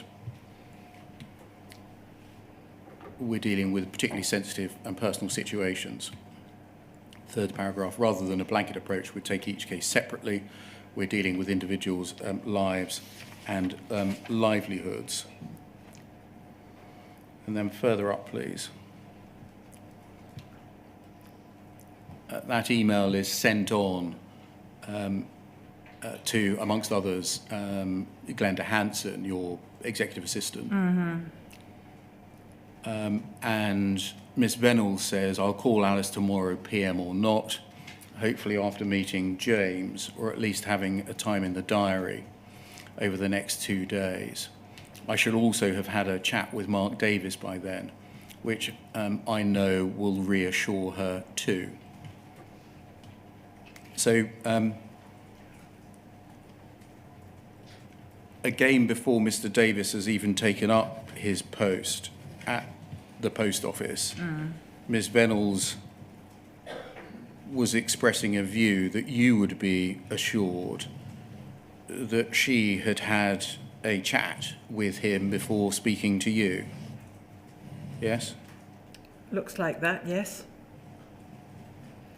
So a CEO indicating that the chairman of a company would be assured after she had had a call with the new communications lead than if she had not done so.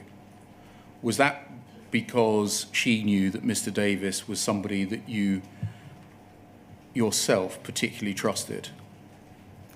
I don't know exactly what it was she was going to have a chat with him about. I mean, it clearly is about Lord Arbuthnot's message, but what aspect of it is not clear from this. I think that at the time, and I can't remember the detail of this, but there was really almost no communications input into the post office top team at that point. And I think we were feeling the lack of it. But I don't remember this email. But how would, bearing in mind this is 3 weeks or so before Mr. Davies joined the company, why would Paula Vennell's chatting with him give you reassurance?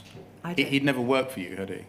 No, absolutely not. I mean, I knew that I knew that my husband had rated him, and I knew that he had a very good reputation, both within the special advisor community and that he was very much trusted in the media world. When he joined the post office, did he perform the role of a special advisor rather than a communications lead? I don't think so. I mean, look, I don't know exactly what kind of all the conversations that Paula had with Mark, but certainly as far as I was concerned, Mark was there to do the communications role, and that's, when I sought his advice, that's what I was seeking his advice on. Can we turn to poll 0031 7714?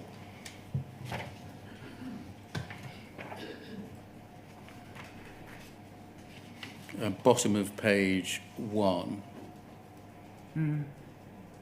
And over to page 2. We're now in 2015. Yeah. An email from Mr. Davies to you directly. Hi, Alice. Hope all is well and sorry to be bringing Sparrow to you. I've drafted a note below for colleagues. I thought I would let you see the update now. It's still a live situation.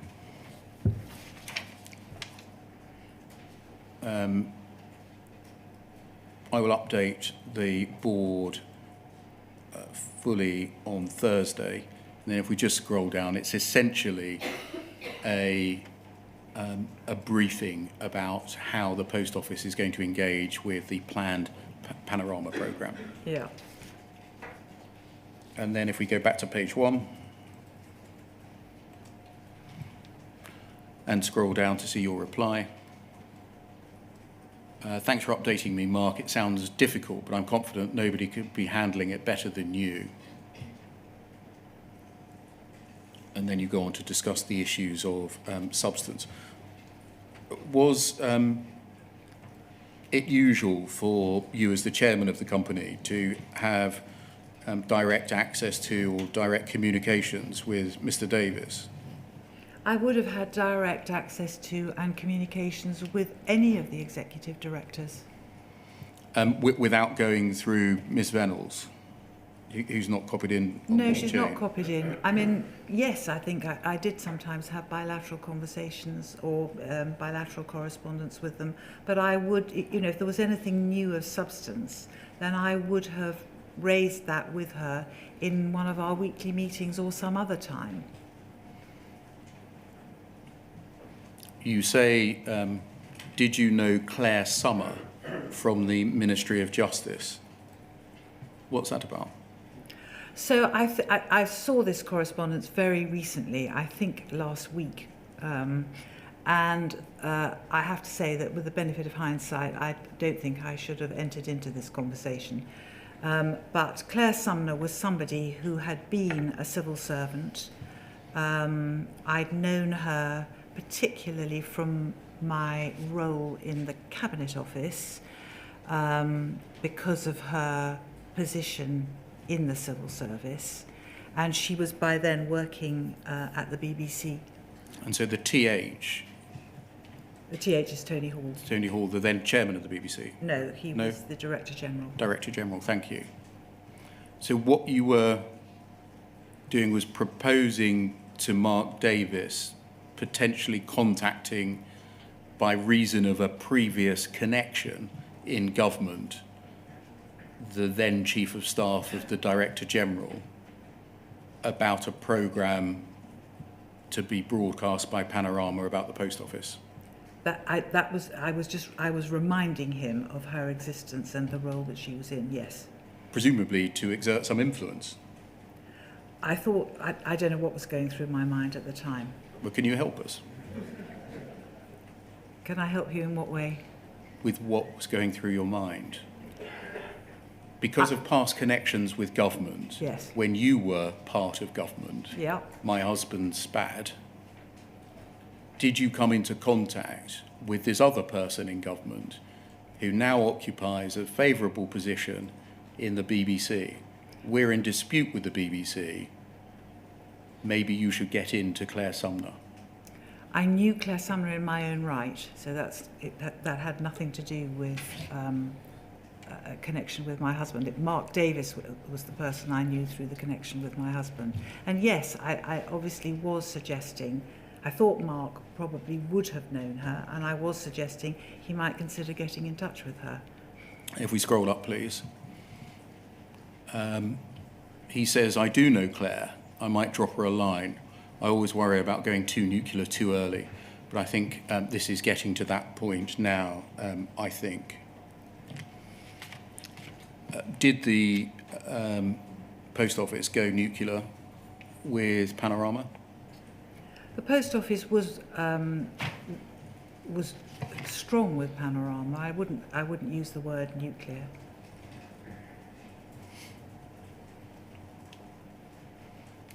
Can we go back a little, please, to December 2014? I think that can come down, thank you. I think you're aware of Mr. Davies appearing on the BBC Radio 4 Today programme and referring to sub-postmasters who'd been convicted of criminal offences, some of whom had been imprisoned, as experiencing lifestyle issues. Yes. And were you aware of that at the time it was broadcast? I think I may have heard it, yes. Presumably because this was quite a mainstream media platform, Radio 4 Today programme. Because Radio 4 Today programme was on in our house every morning. Was this comment that he made drawn to your attention afterwards? I can't remember. I think I was aware of it, and I remember thinking that that it was ill-judged.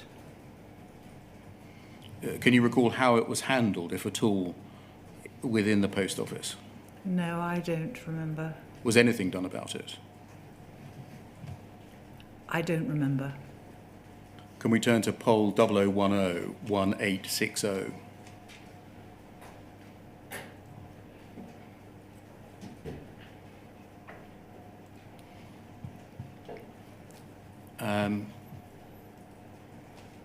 Go down, please, to page 2.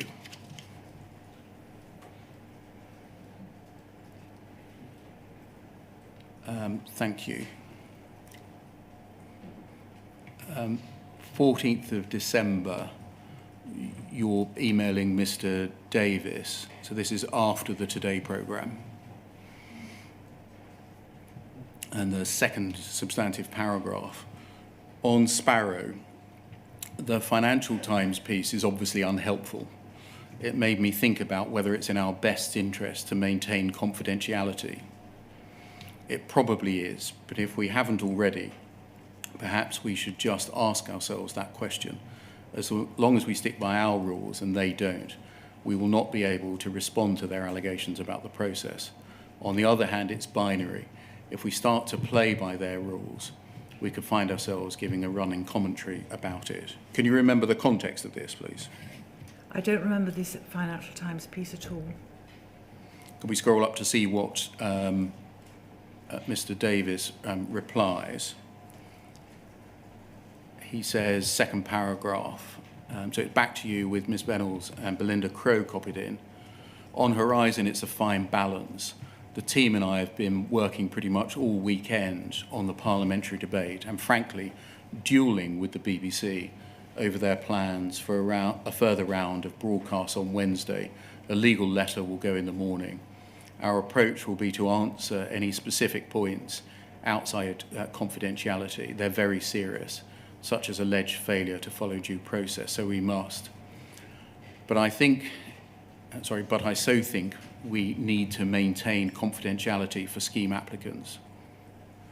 I think that might mean, but I also think we need to maintain confidentiality for scheme applicants. I called the BBC editor on Friday to make this point. With every broadcast, they're putting a risk in the way of applicants having their cases heard.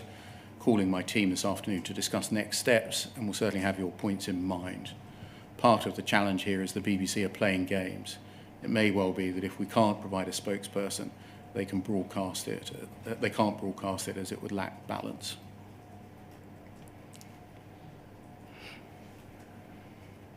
And so, do you understand this to mean that refusing to provide a spokesperson would be a tactic used by the Post Office in the hope that the BBC would not broadcast because of a perceived lack of balance? That is what this is saying, yes. Was what Mr. Davies wrote here your view of what was happening, that the Post Office was duelling with the BBC?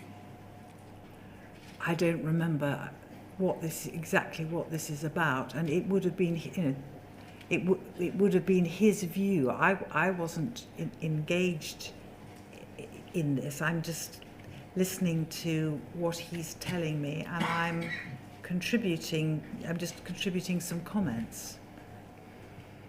Was the Post Office viewing itself as being embroiled in a battle against the campaigning sub-postmasters?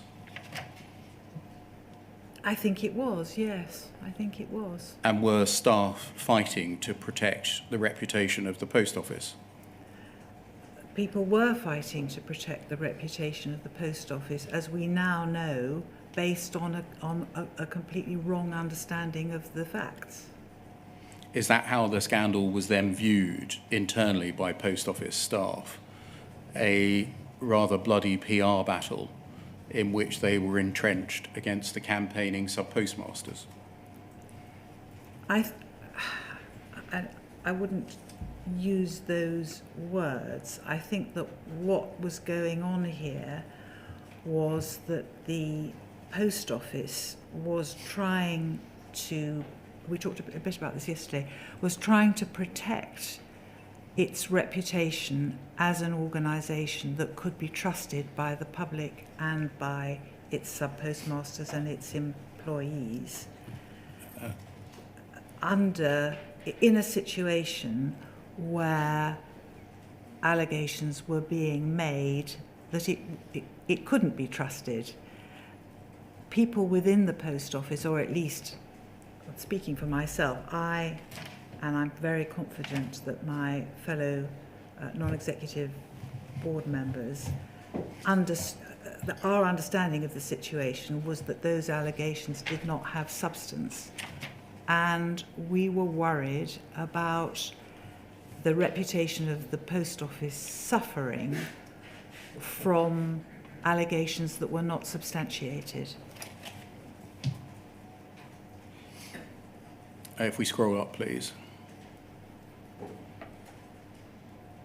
Belinda Crow replies, happy to join a call. I didn't respond, but we're on really dodgy ground if we get into the detail of cases. However, as you know, we have some good answers to some of the points raised, and provided we can position this in a way that under no circumstances can it be construed as commenting on a case, we should be in quite a strong position with our statement. I keep trying to think of Kipling. I think you were familiar with Belinda Crow, is that right? Yes, I knew. I worked with Belinda at the Post Office, yes. And did you, were you responsible for her appointment? I didn't know Belinda until she joined the Post Office. Her name was, I think, suggested either to me or to Paula as somebody who could be helpful, I think initially in relation to the work we were doing on mutualisation, which was under-resourced. She refers to getting on to really dodgy ground if the Post Office got into the detail of cases. Do you know why at this time the Post Office would be on dodgy ground if it got into the detail of individual cases? I think she's referring to the confidentiality point. Rather than the substance? Yes. I think what must have been happening here is that either the BBC or the Financial Times or somebody else was and this does, I've seen this happen in other contexts, they start to talk about personal, confidential issues about particular cases, and the organisation concerned is unable to answer those points because it feels itself bound by confidentiality, which the commentators are not being bound by. So it's a kind of unequal conversation you're having. At she ends, I'm trying to think of Kipling, which presumably is, if you can keep your head whilst all about you are losing theirs and blaming it on you. I imagine that, but I have no idea. No. And then Mr. Davies replies, and I'll try to do this justice, it's not the critic who counts, not the man who points out how the strong man stumbles or where the doer of deeds could have done them better. The credit belongs to the man who's actually in the arena, whose face is marred by dust and sweat and blood, who strives valiantly, who errs, who comes short again and again, because there is no effort without error and shortcoming, but who actually does actually strive to do the deeds, who knows great enthusiasms with the great devotions, who spends himself in a worthy cause, who at best knows in the end the triumph of high achievement, and who at worst, if he fails, at least fails while daring greatly. So that is his place. So that his place shall never be with those cold and timid souls who neither know victory nor defeat. Now, I'm not sure Theodore Roosevelt quite had in mind a government-owned entity battling its own staff over whether it was complicit in the procurement of wrongful convictions. But does this give an insight into what Mr. Davies saw as his role at the Post Office?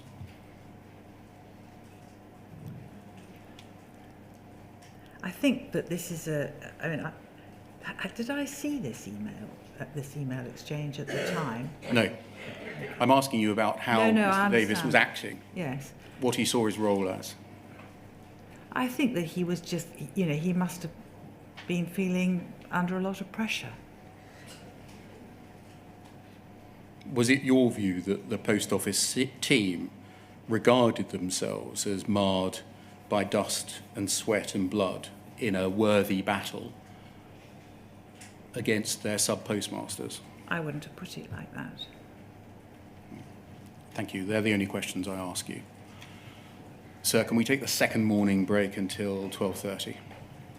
And then I understand the plan is to have one set of questioning of Ms. Perkins, which will last up to 40 minutes. Is that the idea? So we have a late lunch. Is that that's right? The Yes, plan? a 10-minute late lunch. Yeah, fine. Well, that's very good sleight of hand, if I may say so, Mr. Beale. Our lunchtime gets less and less in time. Right, so we'll have our 10-minute break, and then whoever's first up will have 40 minutes. Thank you very much, sir.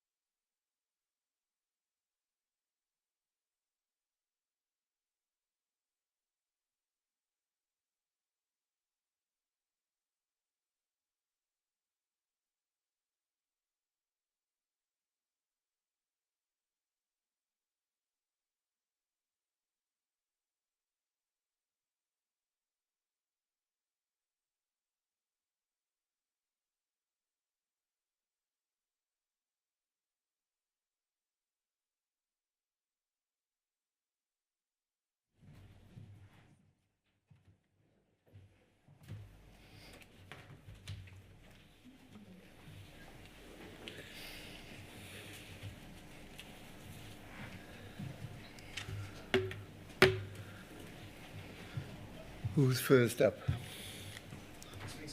Right, jolly good. Yeah. How's that?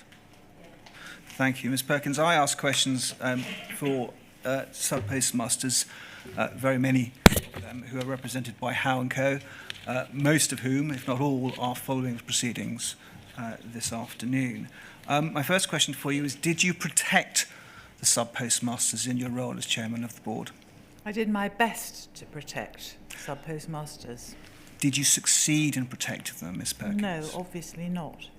Did you consider that the board was under a duty to protect sub-postmasters?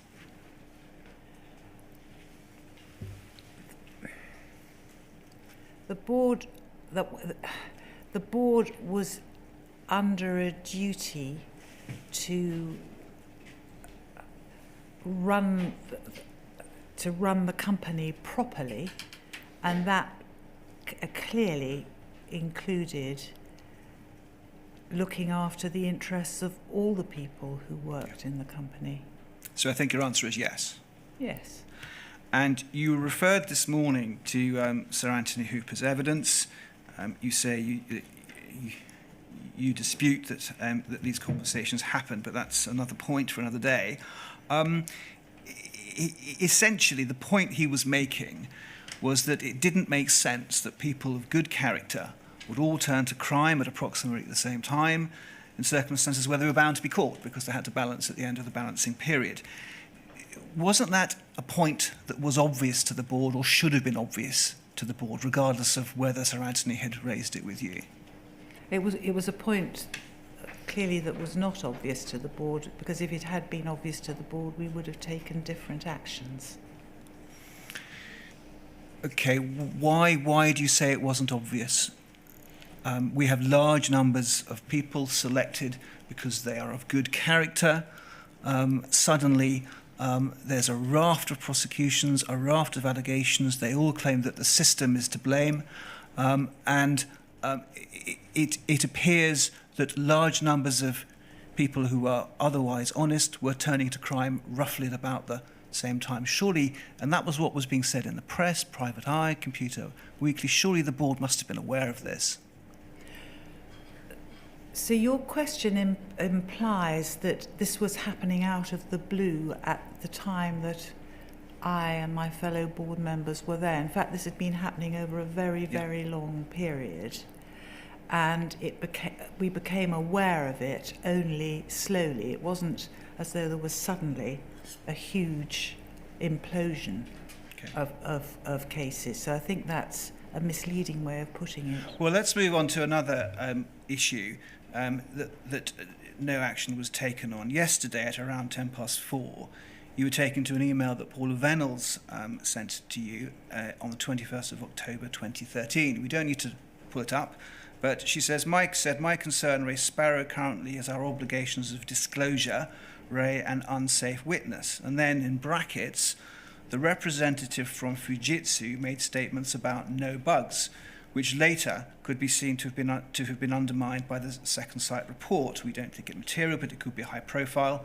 Martin E., that's Martin Edwards, is briefed if you want more detail. This is just in case. Now, you said yesterday you took it at face value and you shouldn't have done. Didn't you accept, as chairman of the board, that this was an enormous issue that potentially rendered criminal convictions unsafe? I'm sorry, what's your question? Didn't you accept, or couldn't you see from that email, that this was an enormous issue that potentially rendered criminal convictions unsafe? I didn't see it from that email, and if I had seen it from that email, I would have done something about it. Well, what you were being told at face value was essentially the Simon Clark advice that a representative from Fujitsu made statements about no bugs. I was told that it was not material, and I was also told that I was being told just in case. You said in your evidence today that sometime in 2014 you expressed concerns about the Chief Executive, Paula Venables. Is that right? Yes. Did there come a time when you stopped taking her at face value and started taking the initiative yourself? I think I did take my initiative myself right at the very, very beginning. of my time at the Post Office, when I was the person who decided that the Post Office should undertake a new independent review of the sub-postmasters' cases. This issue, the Gareth Jenkins issue, had legal implications. Didn't you think that you should speak to your General Counsel about this? If I had thought I should speak to the General Counsel, I would have done so.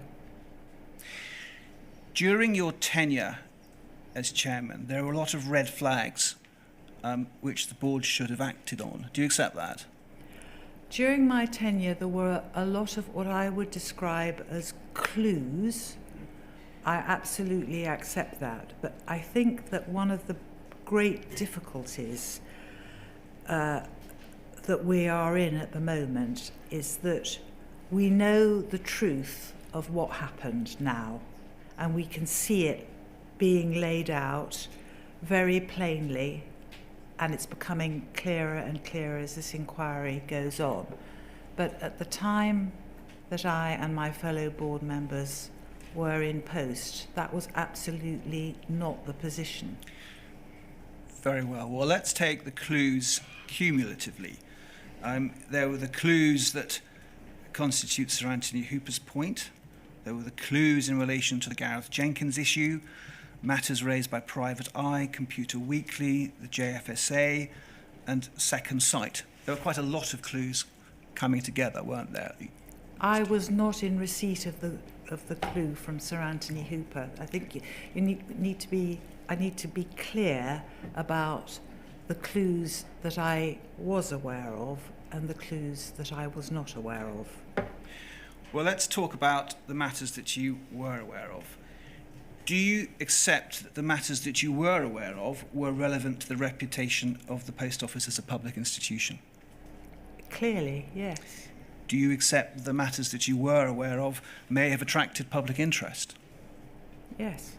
Do you accept that these matters might have had an impact on the value of the Post Office brand? Yes. Do you accept that these were matters that were involving prosecution decisions which were material to the interests of the Post Office Group? But we believed that what we were doing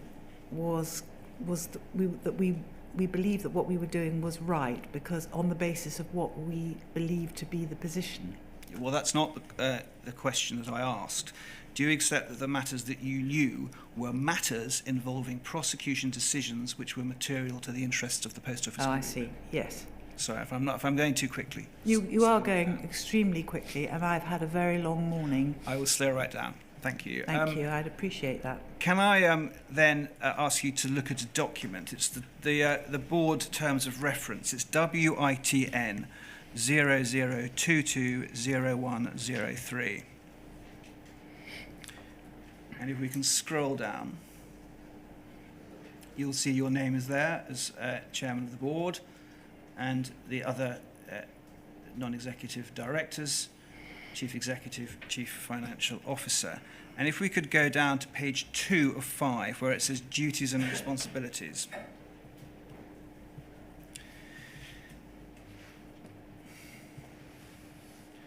And it says, in addition to its legal duties, the board has the following specific responsibilities. And then if we could scroll down to the next bullet point, which is on the next page. Maintenance of the reputation of the Post Office as a public institution, including consideration of new products and activities which may attract public interest or have an impact on the value of the Post Office brand. So these issues that the board was aware of engage their duties and responsibilities under this bullet point, don't they? They do, yeah.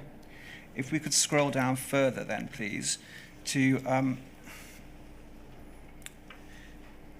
page 3 of 5, matters reserved for board decision, D. The following matters are reserved specifically for board decision. When indicated with a star, the board may delegate authority to a board subcommittee to bring forward a recommendation for approval or to complete a project or task on behalf of the board.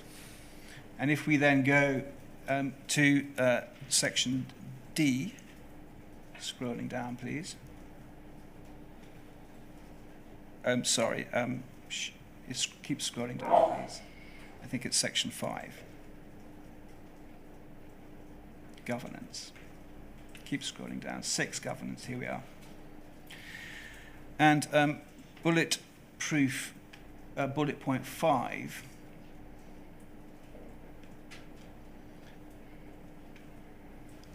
The next one down, sorry. Decisions on the potential prosecution, defence or settlement of litigation involving the potential costs of more than £1 million or otherwise being material to the interests of the group. So these were the matters that the board knew engaged this part of the terms of reference, don't they? Sorry, what was your question? The matters that you say the board were aware of, the clues, Yes. engages this aspect of the terms of reference of the board, doesn't it? Yes. So it was the function of the board to be proactive in relation to its terms of reference, is that right? Yes. Yes. It was not the function of the board to sit back and accept everything that its executives were telling it. Is that fair? Yes. And in sitting back and accepting without challenging what Paula Venables and others were telling you, do you agree that the board did not act in accordance with its own terms of reference? I think that that's a big generalisation. So Okay. I would say that, first of all, in respect of the board's wider responsibilities, which we're perfectly properly not discussing here, the board absolutely fulfilled its responsibilities. I think it's clear from the ground that I've covered over the last day and a half that there are quite specific issues where I now think that the board should have followed things up or should have challenged things in a way that it didn't at the time. And I've been very straightforward about that. You said at the beginning of my questions to you that you agree that the board had duties towards the sub-postmasters. Yes. At paragraph 51 of your statement, I'll just read it out, you say it would not have been appropriate for the board to be involved in the granular day-to-day operations of the business any more than it would have been for the board of a large commercial company. That's the wrong approach, isn't it?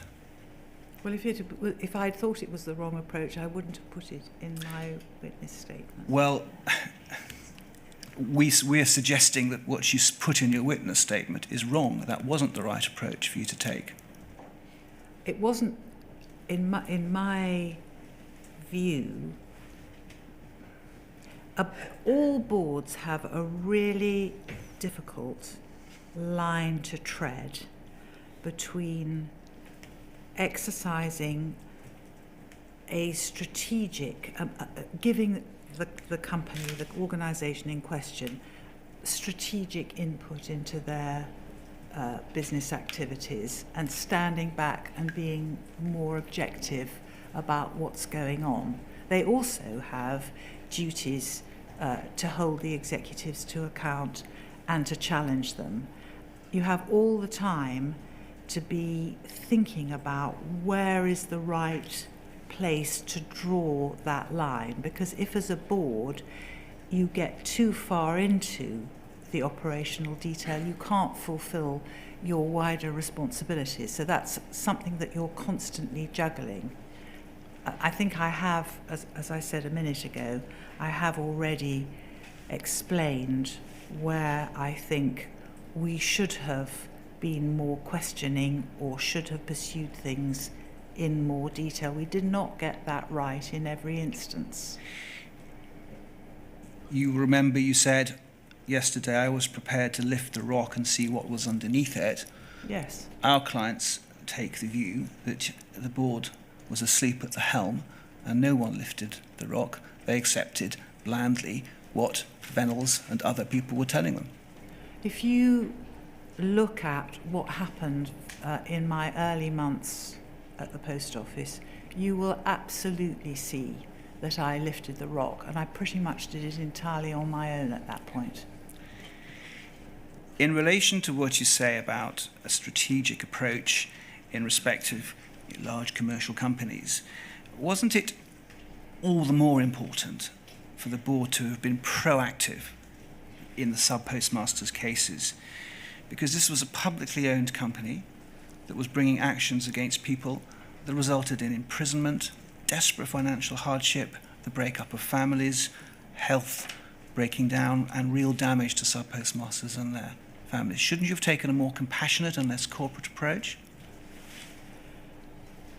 I'm just in danger of repeating myself. I have already said where I think we should have pursued things more than we did. We acted in the belief that the advice that we had received was correct, and we didn't understand what it was that we had not received. Well, wasn't it also the case that the board saw the sub-postmasters and their claims as damaging to the brand, and that is why the board didn't protect the sub-postmasters? The reason that the board didn't take a different line in relation to the prosecutions was because we mistakenly believed the position that was being explained to us by the Post Office's executives. Which executives? Mr. Jacobs, I'm sorry to interrupt. Can I just take 1 or 2 minutes from you? Because I've still got in front of me the terms of reference, and I'd just like to ask Ms. Perkins a question about the bullet point that's highlighted there, which I interpret to mean as follows, that in relation to litigation, which has a value of £1 million or more, if you add up the damages or costs or whatever, Yes. then the board itself has to make a decision about what to do about it. But then we have this other rather imprecise phrase, or being otherwise material to the interests of the group. Now, forgive me, the interests of the group, is that sort of taken from the time when it was the Royal Mail Group and has just been drafted on, so to speak, or was there a post office group after separation? There were various iterations of these terms of reference at Right. different points. And looking at this now, I can see that the word group does look odd. Anyway, that wasn't the main point. It was the main point I wanted to ask you about is how the board interpreted the phrase being otherwise material to the interests, and let's say, of the post office. It's a very, as I say, imprecise phrase. It is a very imprecise So phrase. how did you go about deciding whether or not this should be a board decision or a decision made by someone else, in effect? I think that we would have been mindful of the effects of these sorts of issues on the shareholder. I think we would have been mindful, as has been discussed at length, of their effect on the post office's reputation. And in addition to this point about costs of more than 1 million, we were also looking at cumulative costs.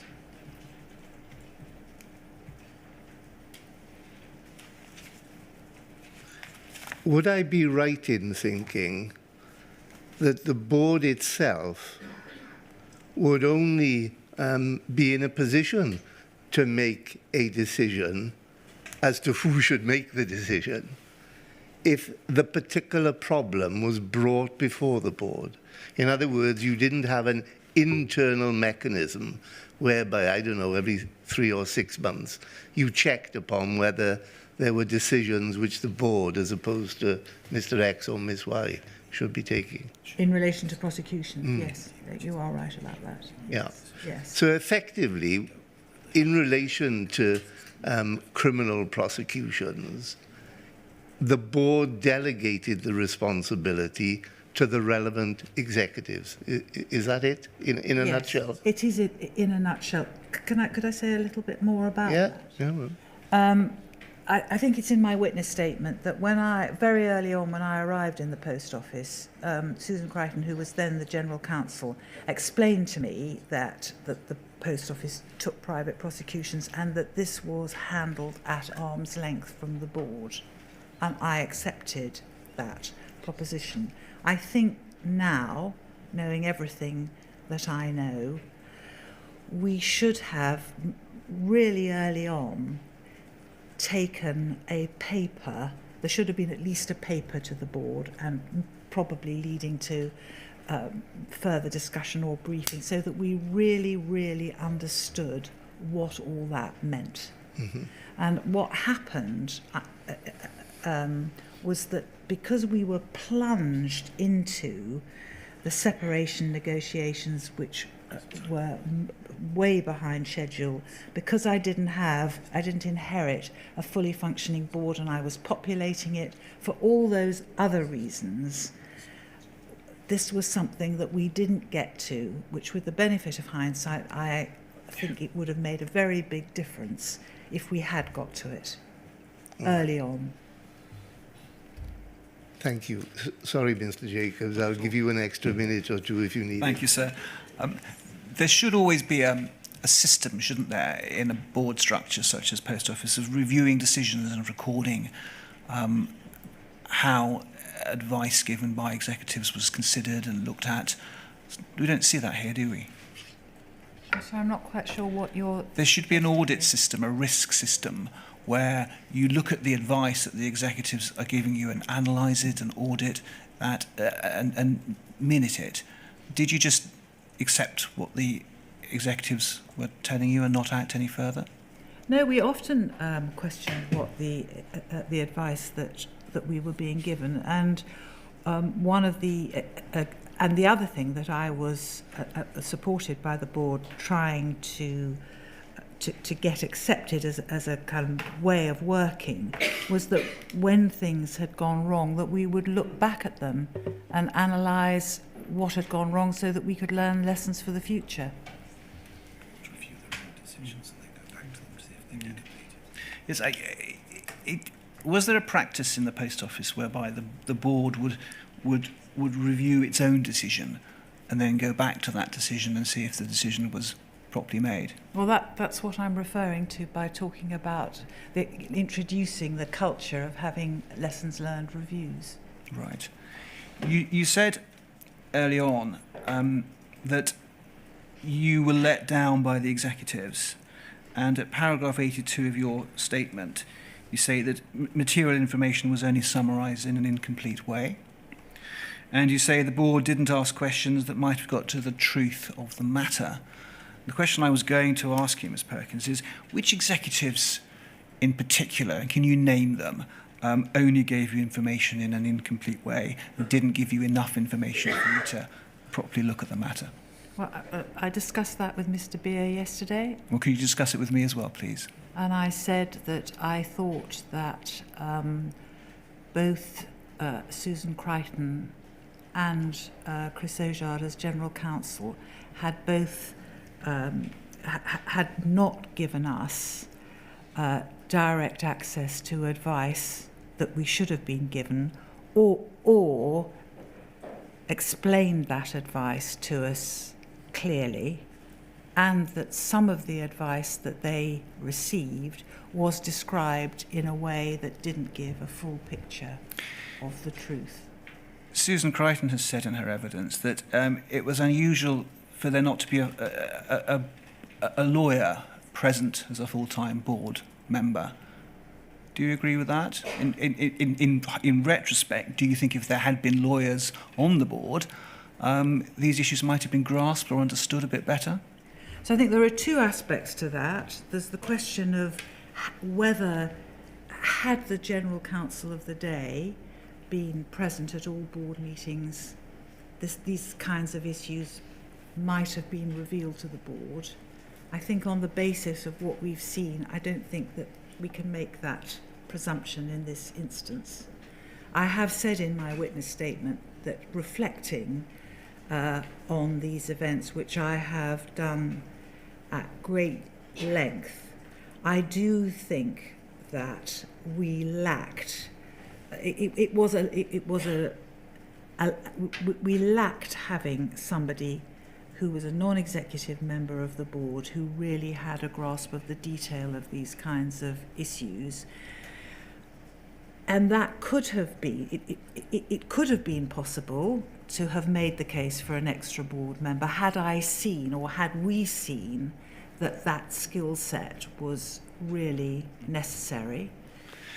An alternative way of getting that expertise, which I floated in my witness statement, but which I'm not completely convinced about, is whether what we should have done is to have gone and got some external advice which would come directly to the board on these matters.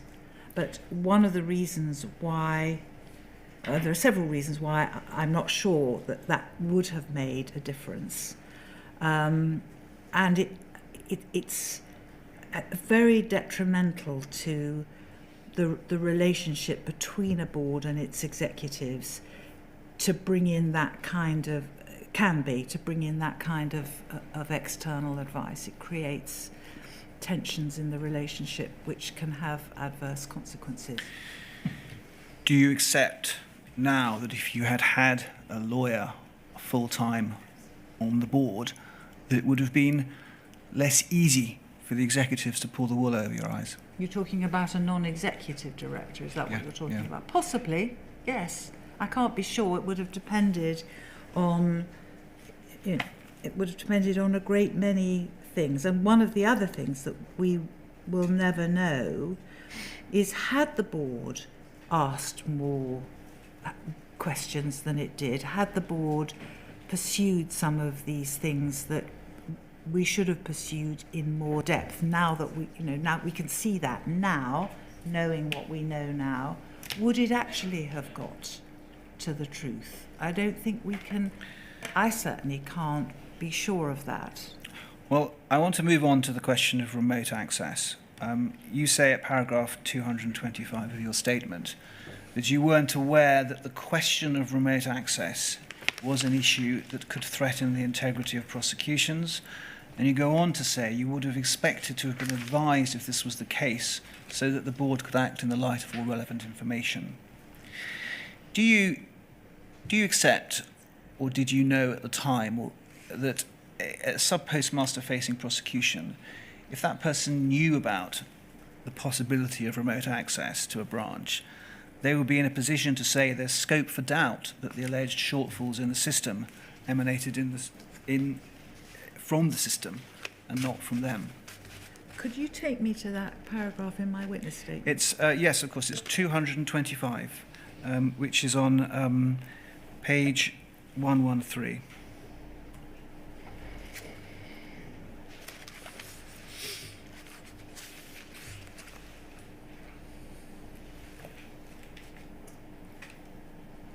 Page 112, I'm sorry.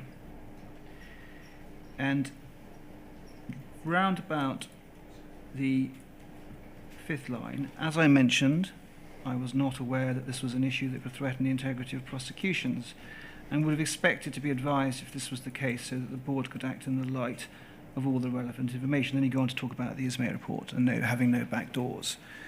But has that refreshed your memory? So I'm saying this in the context of what we were discussing at the Audit and Risk Committee on the 23rd of May 212, in the context of this Ernst & Young audit. Yes. That's where I'm saying that. I'm not saying I never had any idea that remote access was an issue. What I'm saying here is that I didn't make the connection between the point that was being made in this Ernst & Young audit about their ability to audit the accounts and the position of sub-postmasters. That's what I'm saying here. were you aware that Post Office knew about the remote access capability from 2010? No, I wasn't aware of that. And it says, I mean, absolutely I wasn't aware of that. If I'd known that, I would have behaved in a different way. There's a document that's known to the inquiry where there was a discussion, a meeting in September 2010 between Fujitsu staff and Post Office staff.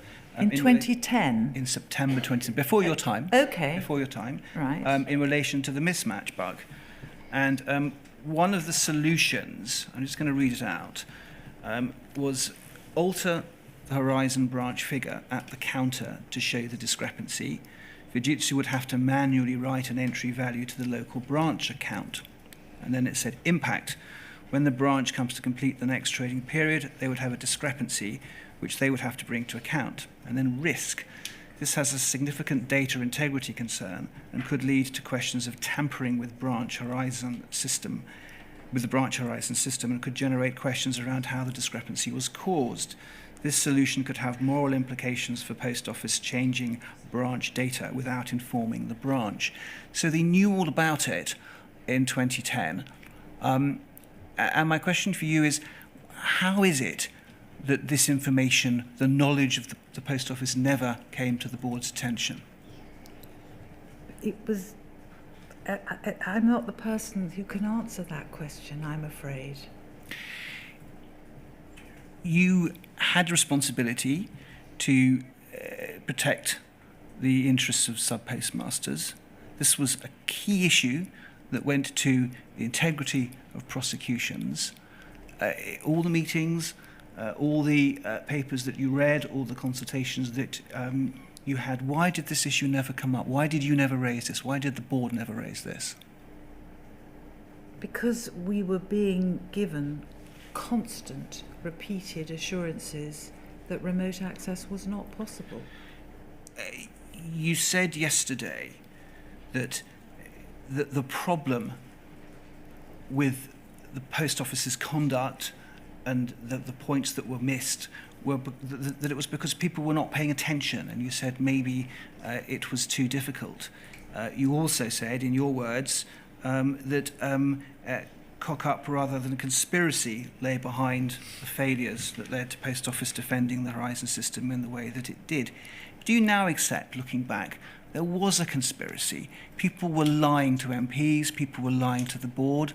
This was quite deliberate. It wasn't just not paying attention or it being too difficult. Can you accept that now? I simply do not know, as I said yesterday, why people did not pass on information that they should have passed on to the board. Finally, I'm going to ask you about suspense accounts. Now, I know you've said that wasn't an issue that you had a great deal of knowledge about, but there was a paper that the board received after the Select Committee meeting in February 2015, where the Select Committee said that the Post Office was denying second-site access to information about movements in relation to suspense accounts. Do you recall that?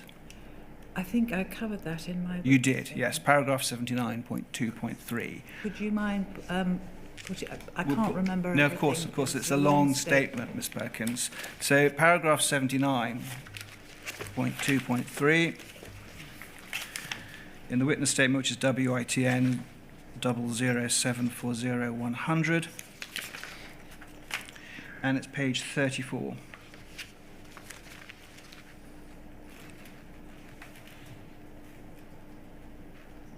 If we could scroll down. The board also received a paper on supplementary evidence which the Post Office was giving as part of the BIS Select Committee investigation, in which the issue of suspense accounts was discussed. I understand from this paper that the BIS Select Committee was informed that the Post Office was denying second site access to information about movements into and out of the suspense account. I understand that in June 2014, Second Sight asked the Post Office to explain the operation of its suspense account, and the Post Office replied in July. Yes. 2014. Were you aware at the time why this was being asked?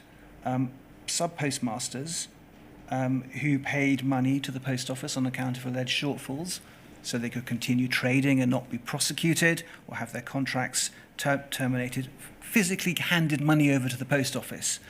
And Second Sight believed that that money, the sub-postmaster's own money, was absorbed into Post Office general accounts. Were you aware that that was the nub of the issue here? I think I've explained that I didn't understand this. I didn't know about the suspense account issue directly. Right. And that's what I'm saying in my witness statement. I've got nothing to add to that. Well, taking suspense accounts out of the question then, what did the board do to look into what had happened to the money that these people paid? Was that something that ever came up? I don't remember that the board did look into that. And are you able to say why it is that even today sub-postmasters do not know how the money that they paid was accounted for or where it has gone? I can only talk about the things that I knew about when I was in my position. Well, from your experience, from when you were in your position. I can't give you... You can't answer that question. I'm just going to see if I have any more questions to ask.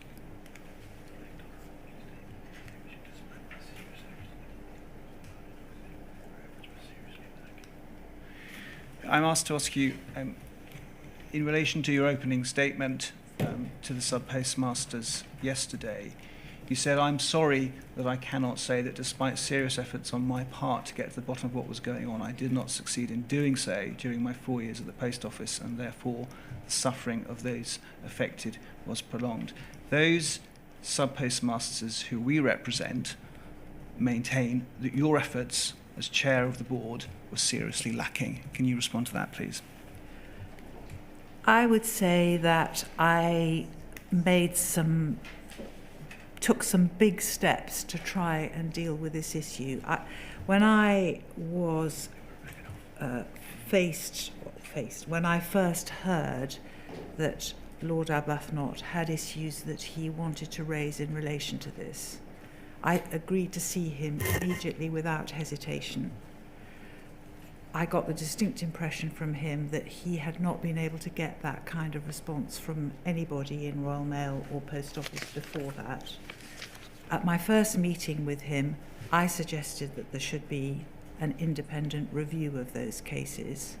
I went back to the Post Office and said that this was what I had suggested. I was told it was a bad idea, that it was unnecessary, and that the Post Office didn't have the capacity to handle that. Absolutely nothing happened about it. I wouldn't let go. I went back and argued for it. It was then agreed that we should have that review. I was then pushing and pushing and pushing for the terms of reference of that investigation to be broadened and not limited in the ways that were being suggested. And later on, I and the board as a whole were very open, supportive of the idea of doing a second kind of review through Deloitte, which, as I discussed this morning with Mr. Beer, was something which was not followed up in the way that I think, with the benefit of hindsight, it should have been. But there were a whole load of steps that were taken by me that made a difference, not in the way anybody would have wanted, but that... Yes. Is that? And I would also like to say, since I'm having this thrown at me, that there were a number of other steps that were taken while I was chair of the board, which include the fact that we reviewed the prosecution's policy, and I would personally have taken that further, and had I known and had the board known of the first piece of Simon Clarke advice, I am very, very clear that we would have taken a decision to stop private prosecutions at that point. And we had already been told that once the Second Sight review was underway, prosecutions based entirely on horizon evidence were ceased. Ms. Perkins, what blame do you accept personally? I think we've covered a lot of that over the last day and a half. I have talked about specific instances where I think, with the benefit of hindsight, I or the board should have taken things further. Thank you, Mr. Jacobs. Thank you. I have no further questions. Thank you. Right. I will take back a few minutes from Mr. Beer, and we'll start again at 2:15. Sorry, 2:10. Can't take too many minutes back from him. 2:10.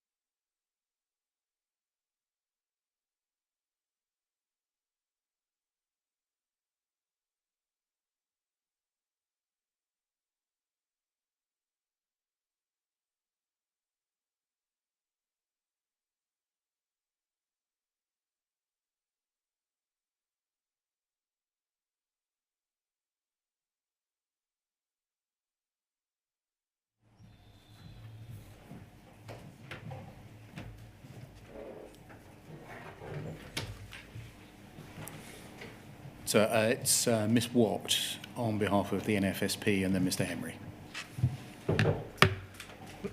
Just going to move a little this way so I can see you, Miss Watt.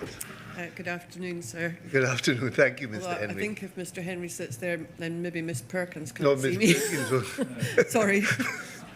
Thank you. I think we were fine now. Thank you very much. Good afternoon, Ms. Perkins. I ask questions on behalf of the NFSP. At paragraph 4 of your witness statement, I'm not going to turn it up, I'm just going to refer to something you say there. You say the failures by the Post Office and the Royal Mail Group prior to the separation of the two companies were considerable and devastating in their impact on the lives of many affected sub-postmasters and their families. I just wanted to start off by asking if you would expand that to acknowledge that the failures also had a devastating impact on postmaster assistants, Crown Office employees and their families, because they were also prosecuted and are also victims. Yes. Would you agree that the failures throughout, and that includes the period 2011 to 2015 when you led the board, also had a considerable impact on the communities that the affected post offices and sub-postmasters served? Yes, they must have done. I'm sorry, I'm not able to hear. No, Oh, sorry, my fault. It's because I was trying to see you. Oh, sorry. And I moved away from the mic. Sorry. Thank you. And would you accept that indeed this is a continuing situation? In other words, it is the case, isn't it, that there is a devastating impact on the post offices and sub-postmasters of today from the damage done to the reputation of the post office and therefore to the value of their investment in their businesses? I'm afraid I'm not familiar with how the post office is currently faring in that way. Do you accept that that is caused or substantially contributed to by the failures of you and your board at material time?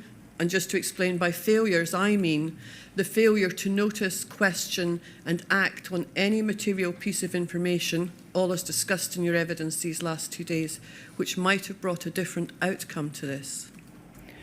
I think that I have accepted over the last 2 days that there were specific areas where I think that the board or I should have pursued things. I have, think, covered that ground.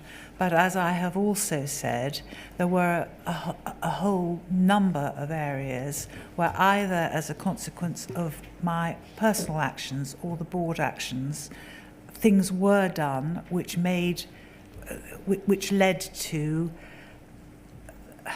the fact that we set up the second site inquiry, notwithstanding the problems with that, did lead to the unravelling in the end of all of this. And there were a number of actions that we took which were very positive in this context.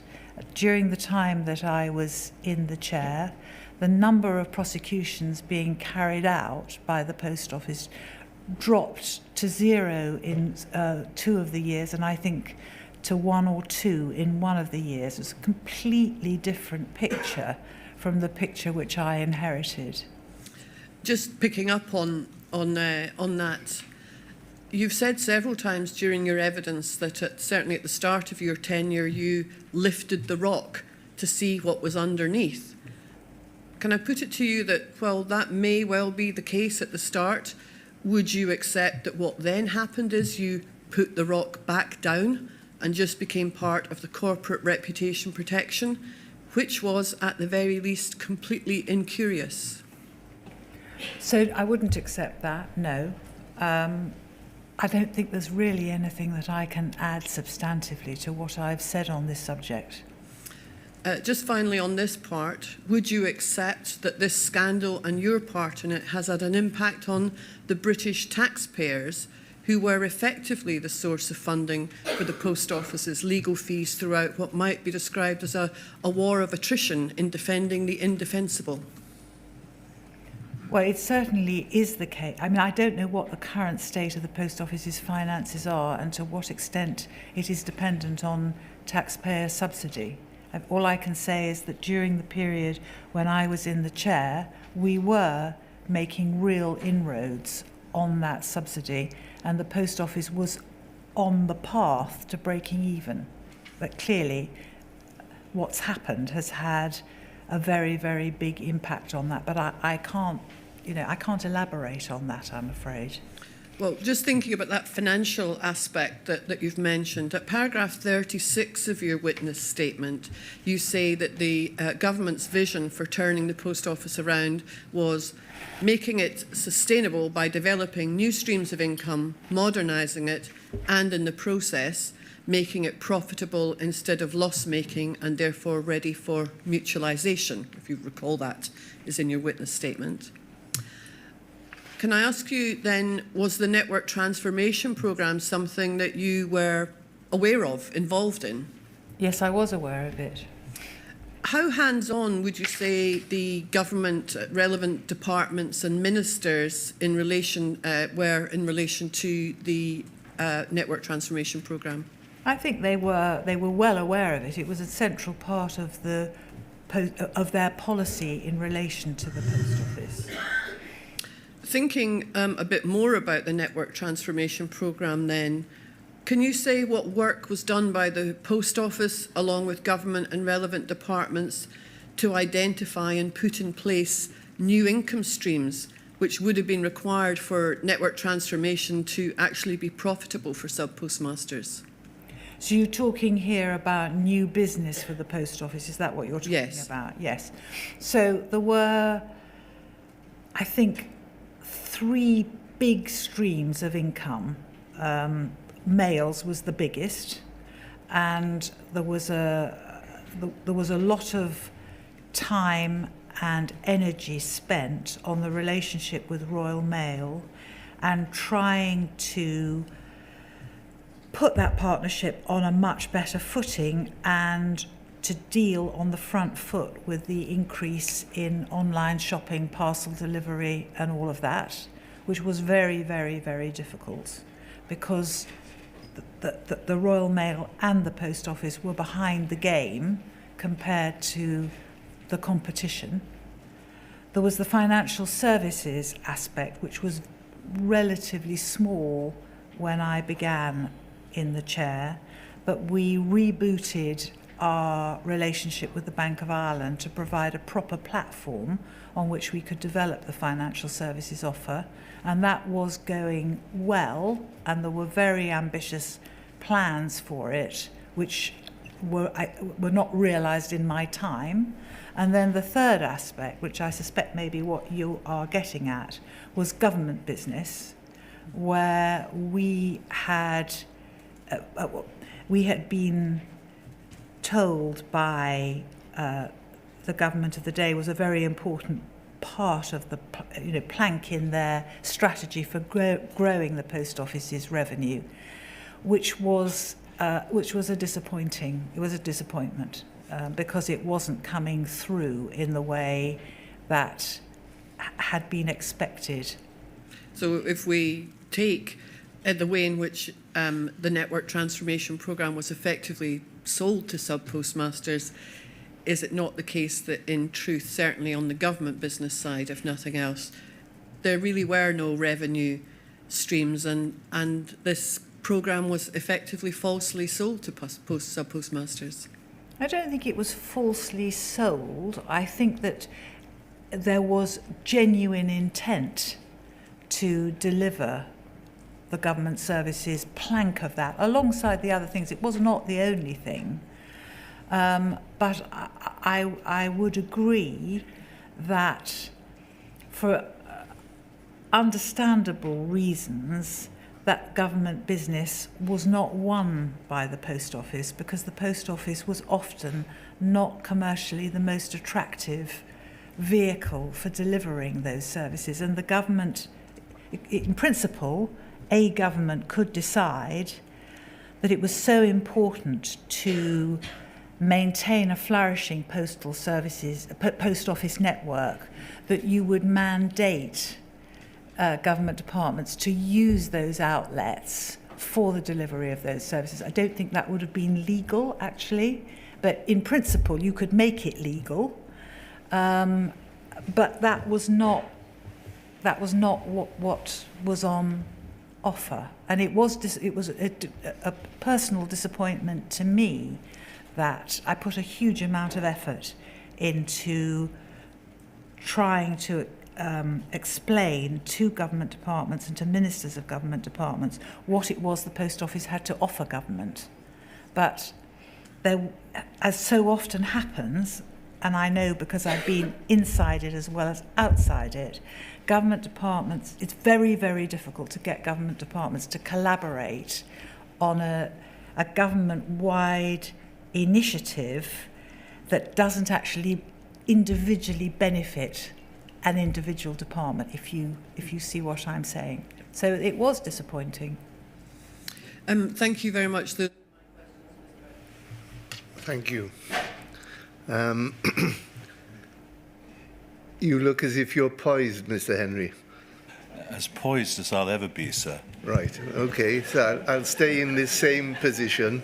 I can see both of you, yeah. Miss Perkins, can I just ask you, please, prosecutions, you say, were kept at arm's length from the board. Yes.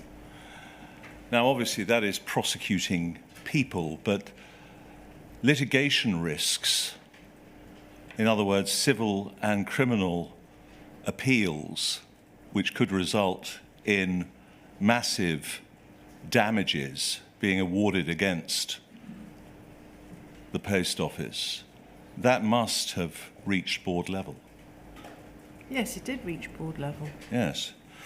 And so from the point of view of trying to assess risk and whether or not it could have a material impact on, to use the archaicism, the group as a whole, or post-2012, the separated Post Office, that would be something where the board would obviously work in close conjunction with the executive team and also General Counsel. Yes. Yes. Now, I want to just ask you, please, at paragraph 298 of your witness statement, and there's no need to get it up, but you refer to a document that was prepared by General Counsel Mr. Ojard, and the reference is WITN 007 40131. I wonder if we could have a look at that. It's paragraph 298 of your witness statement, in case you have a hard copy of your witness statement. But unfortunately, I didn't bring my hard copy witness statement back in with me, I'm sorry. So I would like to look at that, please. Well then, I'm afraid, sir, my time is going to be... Don't worry, we'll do it quickly, Mr. Henry. Let's have WITN 00740 on the screen. Yes. And page 145, paragraph 298, just so that Ms. Perkins can refresh her memory about that. I'm very grateful.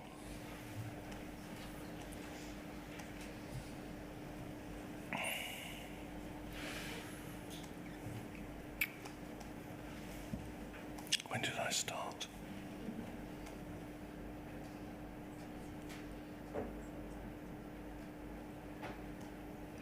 So I'm looking at paragraph 298, is that right? Yes.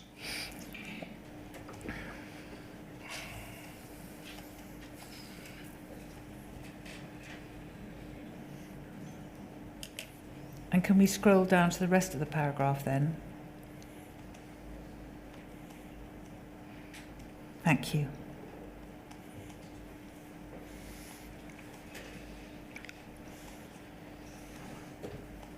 And now can we go to the actual document, WITN 007 40131. And could we concentrate, please, on paragraph 2.3? The headline conclusion of the backward-looking report, which is the Altman General Review of October, 2013, is that, quotation, review of the cases that had been prosecuted over the last few years is fundamentally sound, and that no, quotation, systemic or fundamental flaws in the review process were detected. In addition, a number of relatively small procedural recommendations were made regarding matters such as document retention, etc. Now, document retention is a euphemism for shredding, the unlawful, the unauthorized destruction of documents that ought to be preserved under the Criminal Procedure and Investigations Act. You tell us that your General Counsel, of his own volition, must have decided to use that disgraceful euphemism to mislead you and your fellow board members. I don't think I've used those words. I don't remember using words in relation to this sentence. Well, you're saying that it was kept back from you. Paragraph 298, you've just read the paragraph. I may be embroidering it, but what you're saying is that this was, and I will put words into your mouth, a disgraceful action by your General Counsel to not fully apprise you of risk, not fully apprise you of what was going on in the business. Well, I think if you look at that last sentence, I mean, obviously it depends who you are, and it depends what else you already know. But to me, that reads like a kind of bland sentence. It could mean anything. It does, to me, that does not mean shredding of documents relating to either past or current actions in relation to prosecutions. I'm really sorry, but I simply cannot make, that's not a connection that I think you would reasonably expect somebody coming to this to see. That is not, and you're a very intelligent woman, that is not the thrust of my question at all. I'm not suggesting that you ought to have read that as shredding. What I am suggesting, however, and I will put it to you straight, is that this must have been curated between you, the Chief Executive, and General Counsel, that a sanitized version of the truth was perpetuated in board documents as opposed to the unvarnished truth. That is absolutely untrue, and I find that question offensive. I'm very sorry if you find it offensive, but the fact is, you have said that things were surprising, extraordinary, disappointing, astonishing. A whole range of epithets have dropped from your lips to apparently excuse the board's stupefying ignorance on matters of central importance. And I'm suggesting to you that that cannot be right, that you must have known. You can suggest that to me as often as you would like, in as many different words as you would choose. It is absolutely, categorically untrue, and I am on oath, and I am a truthful person.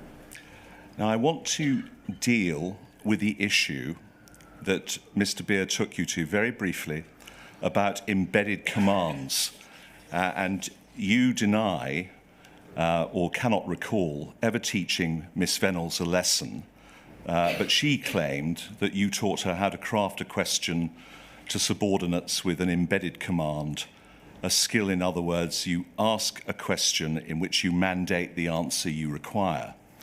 And the famous example of that is it possible to access the system remotely, etc., etc. You remember, perhaps, or have read about her questions before Parliament. I want to take you now to a document, POL 003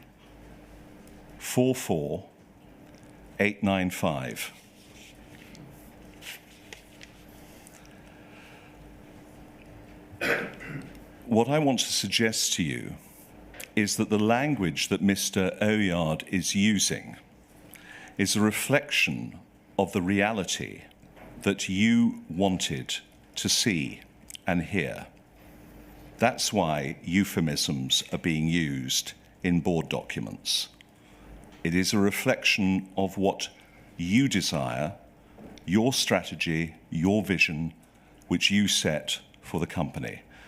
But let's go to POL 003448895. And could we scroll up, please? Mr. Beer took you to this morning. And could we go, the position is intrinsically worrying, to put it politely, etc., etc. The Neds are really concerned because of the potential costs to the business, the distraction from implementing our strategy, which is demanding enough, the reputational issues and their personal positions, a bad combination made far worse if the business does not appear to be on top of it. So the paper needs to demonstrate that the board's concerns on the latter point are unnecessary, if that is possible. I suggest to you that the "if that is possible" is a throwaway post-hyphen part of the sentence. The paper needs to demonstrate that the board's concerns on the latter point are unnecessary. This was a reflection of your style of leadership, wasn't it? I don't accept the premise of your question, and I think, if I may say so, if you look at some of the other documents, amidst the huge quantity of documents that are available, you will see that there are examples of where I've made it absolutely clear to colleagues, to executive colleagues, that I was always ready to face bad news and would deal with it head on. What I didn't want was apparently bad news that was not properly evidenced. And that was absolutely my position, but I do not accept that I ever, either directly or indirectly, encourage people not to give the full truth. Well, let's just change tack then and deal with that, because I suppose a demonstration of that would have been your pushing back against the inertia demonstrated by your colleagues, and you're fighting really hard to address Mr. Arbuthnot's concerns. Is that a question? Yes, that would be an example of you, wanting clarity and candour, and wanting to get to the truth. So, as you professed this morning, that you fought really hard to address Mr. Arbuthnot's concerns, as he then was. You remember saying that? I did try to do that, yes. But you didn't commission an independent report at any stage, did you? What was the second? I shouldn't ask you questions. The second site review was an independent review. But I'm talking about a review of the ISME conclusions, with which you were aware, because you had read the ISME report, and you were, at one point in your leadership, concerned that if a proper and full independent review, contrary to Mr. Ismay's conclusions, was not undertaken, then it would look as if the Post Office was unsure of its ground. You never commissioned, did you, a full forensic digital review of the software system? So I think we have covered this ground already. Lord Arbuthnot raised concerns with me about the sub-postmasters' positions. I offered to look at setting up an independent review. He and I then had some discussions about that, and it was important, if we were going to take this initiative, which people in the Post Office didn't want to take, some people in the Post Office didn't want to take, that we did this on a basis that he thought he and his colleagues would regard as a proper basis. And there was quite a lot of discussion with him about the best way of doing that. It was in the light of those discussions that we went down the route of employing Second Sight rather than going down the Deloitte route. We looked at that yesterday, and I spent a certain amount of time and quite a lot of energy trying to get the terms of reference of that piece of work as extensive and open as I could. Now, I have said that with the benefit of hindsight, I now think that that wasn't, in retrospect, the best way to have gone about that. And I wish that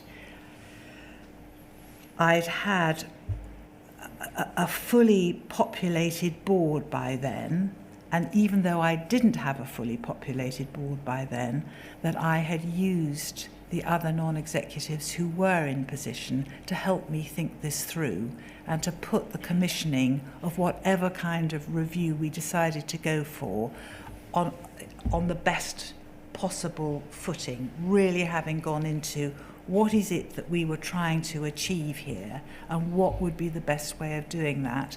And if need be, if we'd come to the conclusion, it would have been better to go down the route of using one of the big four to have that conversation with Lord Arbuthnot. Ms. Perkins, did you actually read the Deloitte report? Well, we discussed that this morning. If you're talking about the board briefing, I talked about that with Mr. Beer this morning. I didn't, until I saw that report in the disclosures sometime earlier this year, I didn't remember seeing it. Right. So, I mean... that doesn't mean I didn't see it. We're talking about something that happened 10 years ago. That may be right, but is your evidence that you cannot say whether you read it or not? I think I would, since we've now established, and we have clearly established, that it came to me and my fellow board members, I think I would have read it. So that I'm clear, what you're acknowledging reading is the briefing report, Yes. not the full document. Sorry, Yeah, yes. right. And actually, could I just say something about that? Yeah. Because had I seen the full, I mean, I don't know whether anybody here has, well, I'm sure lots of people have seen it. The full report, when I looked at it again earlier this year, has one of those colour ratings, red, amber and green, against the different items. And if you just take one look at that report, you can see that there's an awful lot of red and an awful lot of amber in there. And if I had seen that, even if I hadn't read a word of the text, it would have jumped out at me. Could I... You've said many times that you would have turned over every stone and that you've been asked about that. But could I ask you, please, in the light of what was highly contentious Second Sight interim review and the lessons learned, can you explain why, in early September 2013, your Chief Executive Officer resiles from a full lessons learned review, having received advice from Andy Parsons that it would expose the Post Office to proactive duties of criminal disclosure? Were you aware of that? We discussed this yesterday. I was not aware of it. Yeah. And in fact, that reference, no need to take you to it, is POL 001 46243. But could I ask you, please, now to be shown POL 00381 706, the 11th of September 2013.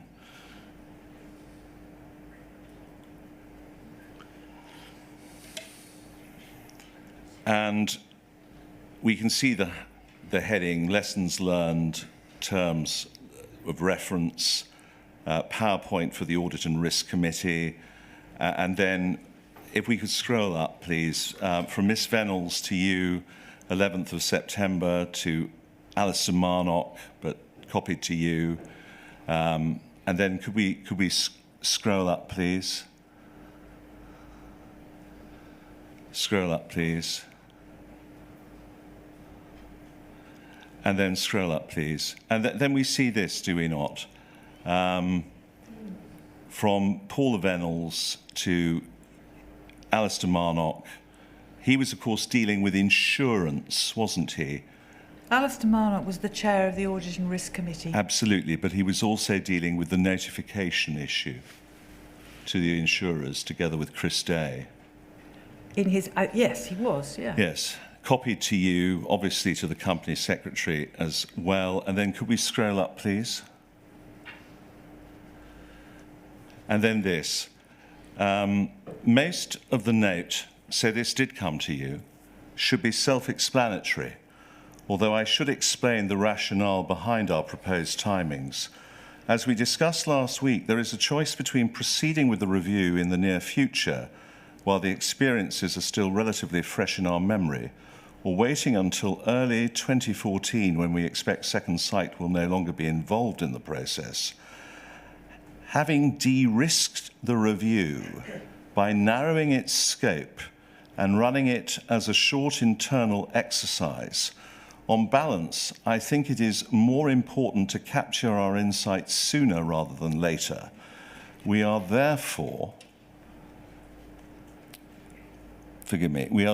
proposing to commence the process in October, not earlier, because it would be more appropriate for both sides to wait until Susan is no longer working in the building. Alice and I had a chance to discuss at our one-to-one this morning, and we are both comfortable. I would welcome any comments you have. Why was it so important for Susan Crichton to be gone? I don't remember this, the reasoning behind the change in the scope of the Lessons Learned review. And I have wondered about that in recent weeks myself. I think the key point about Susan was that she had been, this is a Lessons Learned review about the way in which Second Sight had been appointed to run this review. It was about things such as the absence of an engagement letter, things that we've talked about to do with the timetable, the costs, the lack of proper liaison with them. And Susan had been the person who was in charge of that. Obviously, as long as she was employed in the business, it was going to be a much more sensitive issue in respect of her and her personal position than it would be once she had decided to go. But the need, in my view, to look at how that had been handled and learn lessons from it was just as great after she had gone as if she hadn't gone, because the point was that it was about improving the way the Post Office in its newly separated state went about doing things like that. And I was aware of the fact that this wasn't, in a lot of organisations, it's absolutely normal for people to do lessons learned reviews after something has gone wrong, or even when important things have gone right. And I didn't see that happening in the Post Office, and this seemed to be a good example of a way of introducing that. No, Ms. Perkins, this is intimately connected to the advice given from Andrew Parsons and also Hugh Flemington, 3rd of September, about the risk, proactive criminal disclosure. Now, we know that Miss Crichton knew from an early stage, even before the drafting of the Clark advice, that she knew about the unsafe witness. I again want to ask you, please, why it was so important for Miss Crichton to have left the business before embarking upon this de-risked, internal, much narrower in scope, lessons learned review. I can't add anything to what I've already said. I see. Can we just look at... I'm sorry, I may have missed the thread of this, Mr. Henry. It's my fault. The reference right at the beginning, most of the note should be self-explanatory. Can I just be sure what the note is that it's talking about? Is it an attachment to this email or what? No, sir. So it's just that expression that you were exploring? Yes, I'm afraid I may be wrong, and I'd be very happy to be corrected. That's fine. So the position is you were exploring whether this note referred to the document which Mr. Parsons may have been the author of, which Yes. makes reference to Gareth Jenkins, in effect. Whereas Miss Perkins, as I understand it, is reading that as being a note concerned with lessons learned and something different. That's it, isn't it? Thank you very Fine, much. thank you. As long as I understand Yes. what's going on here. Thank you. Fine, right. I mean, the position is that you're using Susan Crichton as a lightning conductor, aren't you? No. And it's really you and Miss Venables resolving that this contentious material should not come before the board because the material is so troubling in its implications that it would have forced the board to make proactive disclosure to convicted defendants had it seen it. Isn't that the position? It is absolutely not the position. So there's a strategy of managing the risk between you and Miss Venables, geld or downplay the Second Sight report and keep Gareth Jenkins out of the picture. No. I mean, what would have happened on the 16th of July if, because of course Miss Venables spoke to Miss Crichton's report, didn't she? She did. Yeah. So therefore she must have been apprised of the issues and discussed the matter with Miss Crichton beforehand, otherwise she couldn't be able to speak to the report.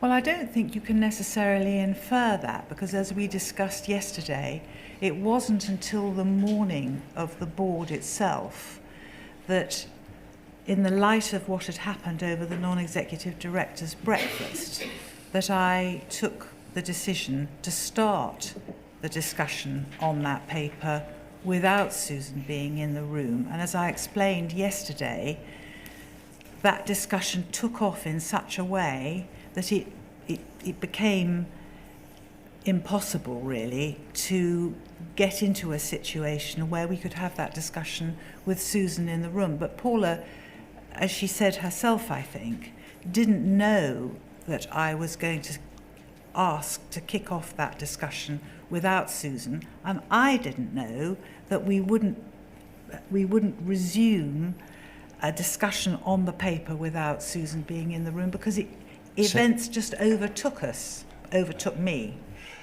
You're the chair.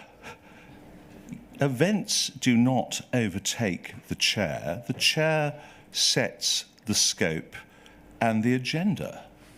Yes, that's absolutely true. But on this occasion, and this does sometimes happen, you're in a room with a group of people and they're human beings, and sometimes things kick off, and sometimes it isn't the right thing to do to try and ram on with what you had previously thought would be what you would do. You do sometimes have to flex things, and as I said yesterday, I now regret that I didn't, after that board meeting, after what had happened, think to myself, and I regret that nobody else thought of it either, that we should have arranged a separate discussion on that paper, which Susan would have attended.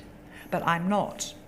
Having said that, none of us know what would have happened had we done that, and we do not know what, if anything, more Susan would have contributed to that discussion than was in the paper. It would have been dynamite, wouldn't it? Because not only did you have the paper, and the paper, of course, even though she knew about Gareth Jenkins, leaves that out. Yes.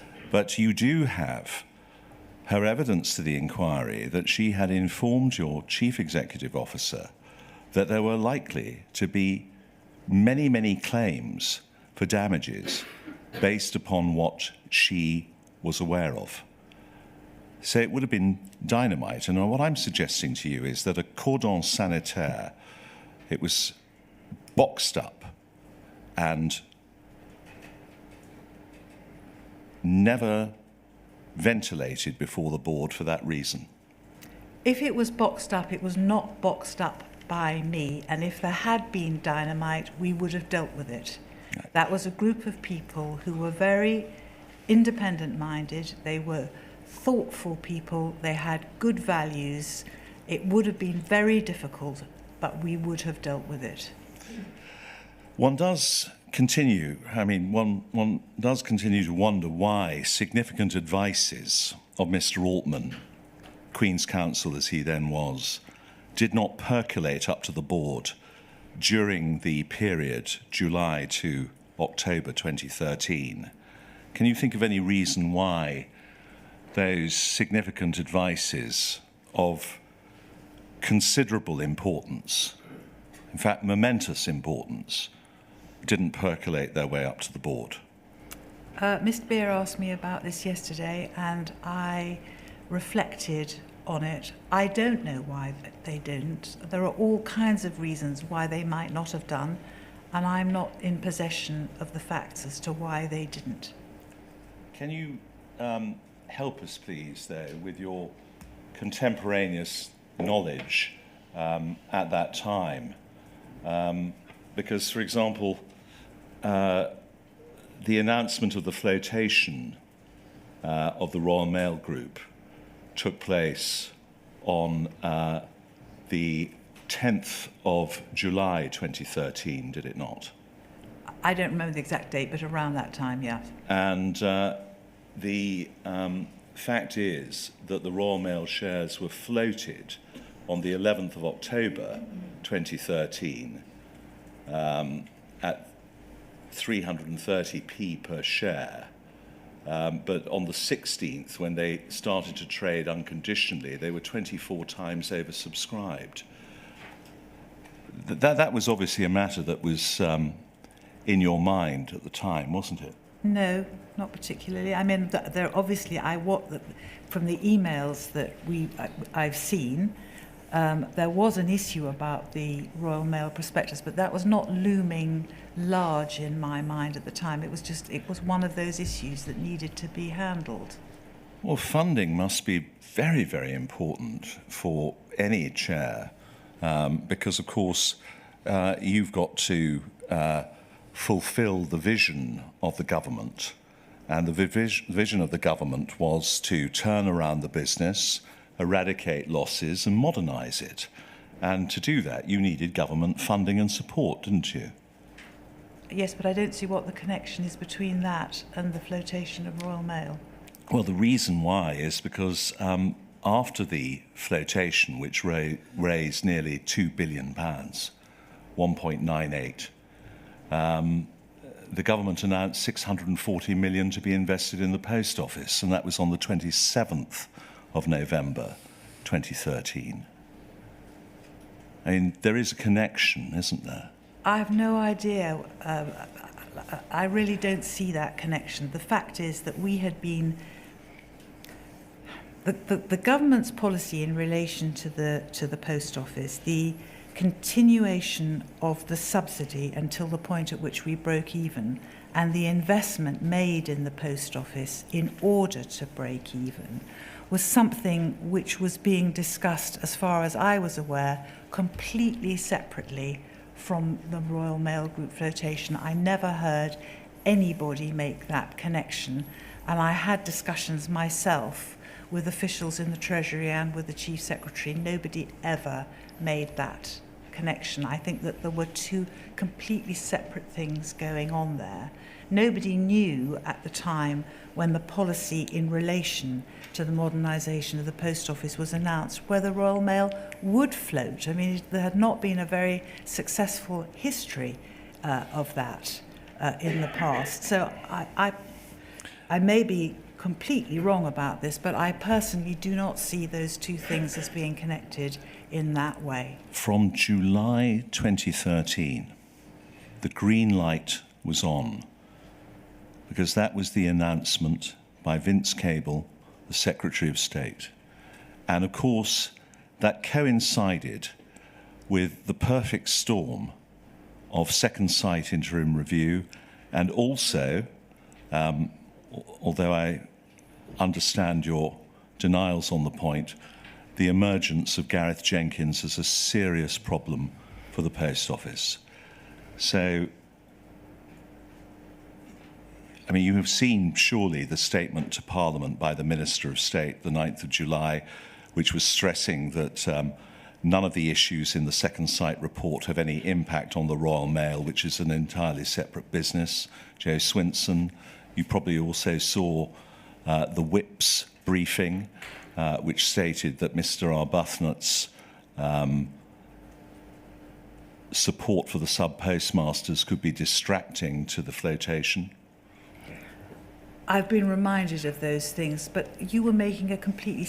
What I thought, I'm sorry if I've misunderstood you, I thought you were saying that the Post Office wouldn't have got its money from the government if Royal Mail hadn't floated so successfully. That's what I was arguing with you about. No, I'm not saying that, but it's obvious, however, that if nearly £2 billion comes into the Treasury, it makes it a lot easier for 640 million to go out to the Post Office.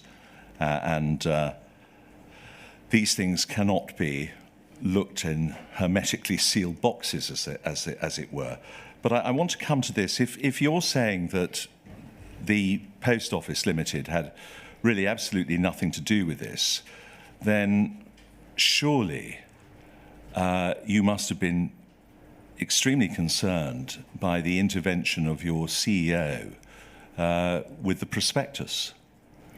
I've seen recently re-seen those emails, and it was, I mean, clearly I was involved in discussions with the CEO about that. I've earned my keep on this one.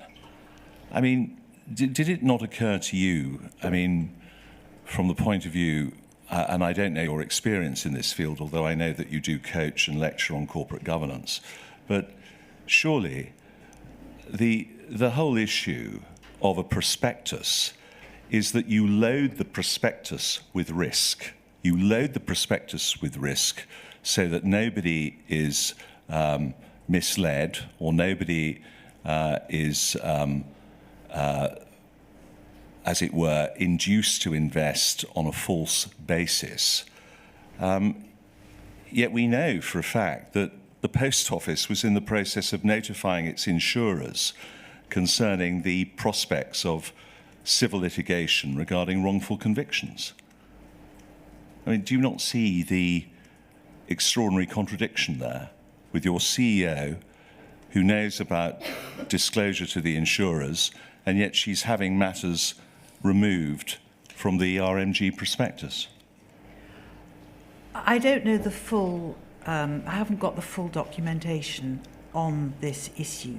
It is, however, clear from the email that this was an issue which had been being discussed both within the government machine and within the Post Office, that this prospectus was in draft, representations from various different organisations connected with the Royal Mail would be invited on that draft, and the Post Office had, and the officials in the business department were thinking about the way in which this was described and made some representations to the Royal Mail Group about that. The ultimate, the process of putting a prospectus together is highly regulated. Slaughter and May were in there, and in the final analysis, It was for the Royal Mail Group to decide what was in its prospectus or not within its prospectus.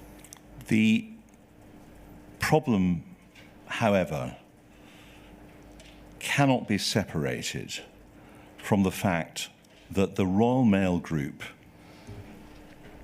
had been historically responsible for prosecutions before separation, had it not? Yes, it had. Yeah. And no need to take you to it, but that was a document that you saw earlier today, and you were inquiring as to liability for the Post Office as well before and after the split. You remember that? Would you mind taking me back to that, please? Yes, certainly. Well, does this add to the point, Mr. It doesn't Henry? really add No. to the point. Those are my questions, sir. Thank you very much. Now then, I know that Miss Patrick is going to ask some questions. I understand that Miss Leake wants to ask questions. And I further understand, Miss Leake, that you're going to be about 10 minutes. Is that right? That's right. Well, let's have that now, if that doesn't inconvenience Miss Patrick, and then we can have our afternoon break. Just for you to know, she'll introduce herself. Why am I speaking? Thank you, sir. I think I said 10 to 15 minutes. We'll see how we go. Thank you. Ms Perkins, I ask questions on behalf of Paula Venables. I'm Samantha Leake.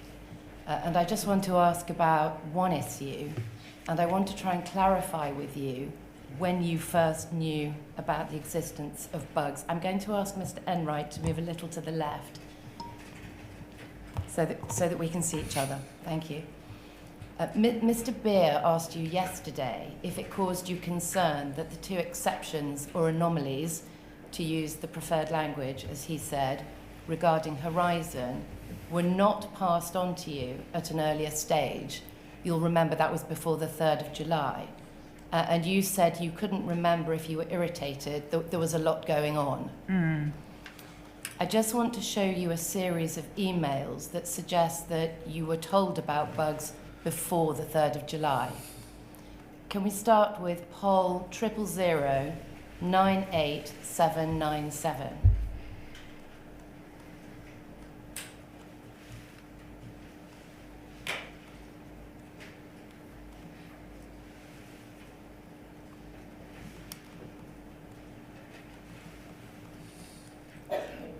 If we go down to the bottom,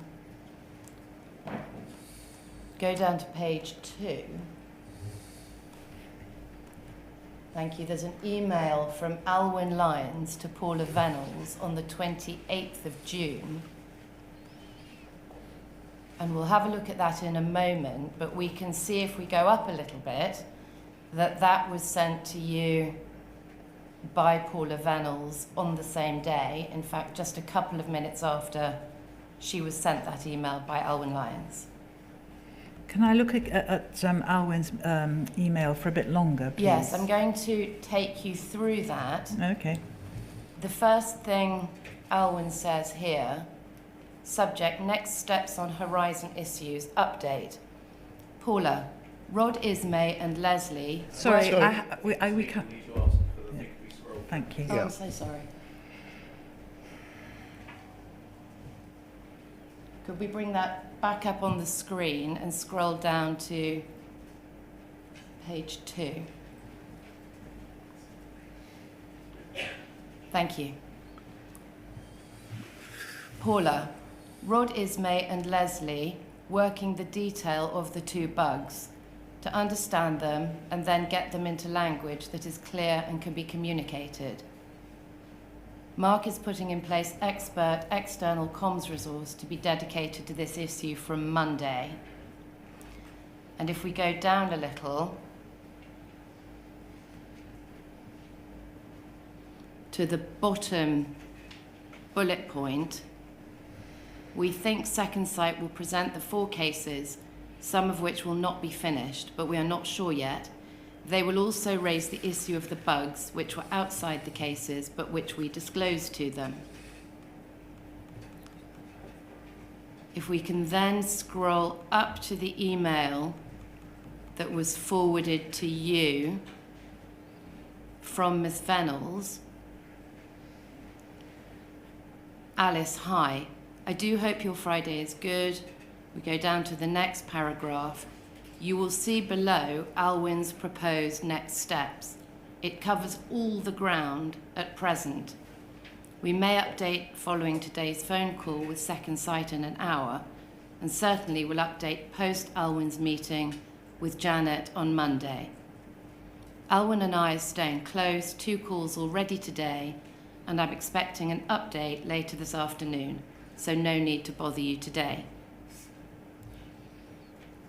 And if we go to the email above, which is your reply to Ms. Venables,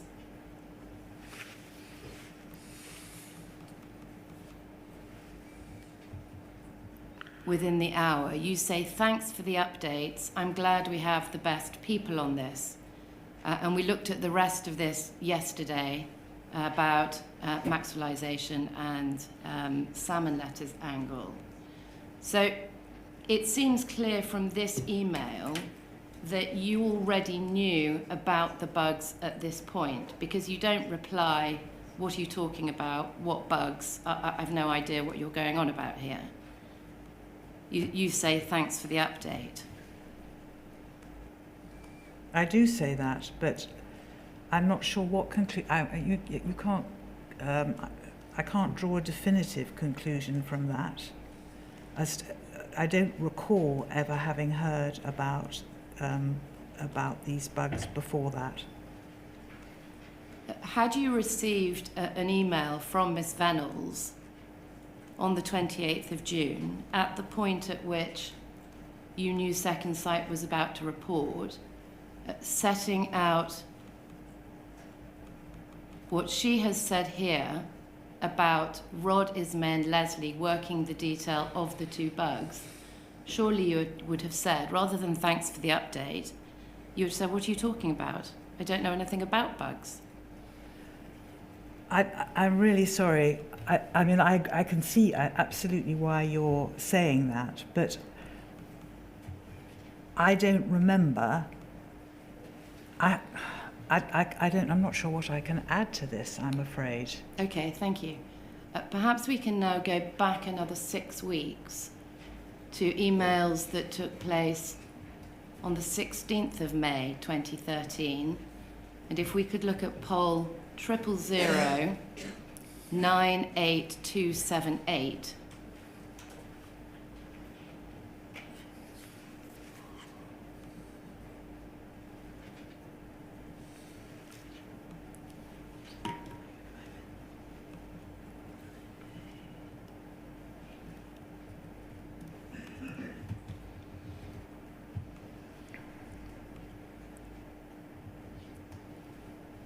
Ms. Venables sent you an email on the 16th of May. Hi Alice, lovely day. Just to let you know, I haven't forgotten about Vanquis. I have an approach, which I've sent to Nick and Chris. I should get back to you shortly. Also, re James Arbuthnot, I've asked for an update on our work plan by the end of this week to make sure we're on track. Jay is away in committee business, so we're meeting post-Whitsun recess. One other issue arose overnight, which I may need to brief you on over the next couple of days, so we'll try to get a phone slot. If we scroll up, you send an email back. Fine, thanks. I'm now unexpectedly free this afternoon, so if someone lets me know when you're able to talk, I'll try and fit around that. Can we then go to poll 000 29587?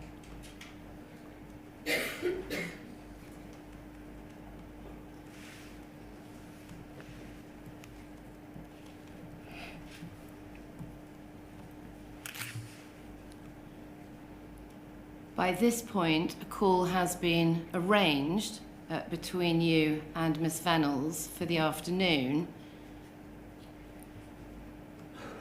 and Alwyn Lyons sends to Paula speaking notes for your call with Alice this afternoon.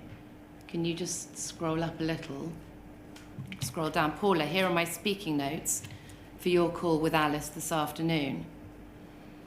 I have a call with James on the 23rd of May, next Thursday at 10:30, when we'll discuss how he wants the investigation to continue. And just scroll up a bit more, please.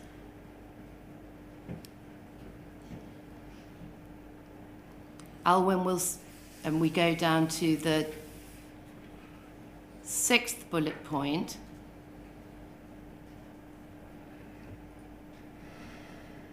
I'm so sorry, the 2nd bullet point. Some instances are coming to light where there is evidence that there are bugs in Horizon, which I'm being told is normal in any large computer system, but I'm still being assured that the system's integrity is not in doubt. Leslie is meeting Fujitsu tomorrow morning to go through the technical assurance that the sub-postmaster's trading statement cannot be changed without their knowledge. Alwyn is meeting them on Monday to look at, with a layman's eyes, and understand what it might have looked like for a sub-postmaster using the system. The good news is that where we have found bugs since HNGX New Horizon, they have been detected and put right with no loss for the sub-postmaster, and Fujitsu now monitor the Suspense account for any such problems. Alwyn will specifically ask on Monday if anything could be happening we do not know about, e.g. too small to register at the office and old Horizon bugs. This is not good, Alice, but from what we have seen so far, our response to bugs has been effective. I've asked for some time in our diaries next week to talk through our approach, would welcome your counsel before the James meeting. Do you recall a conversation that afternoon in which you were told about those bugs? No, I don't.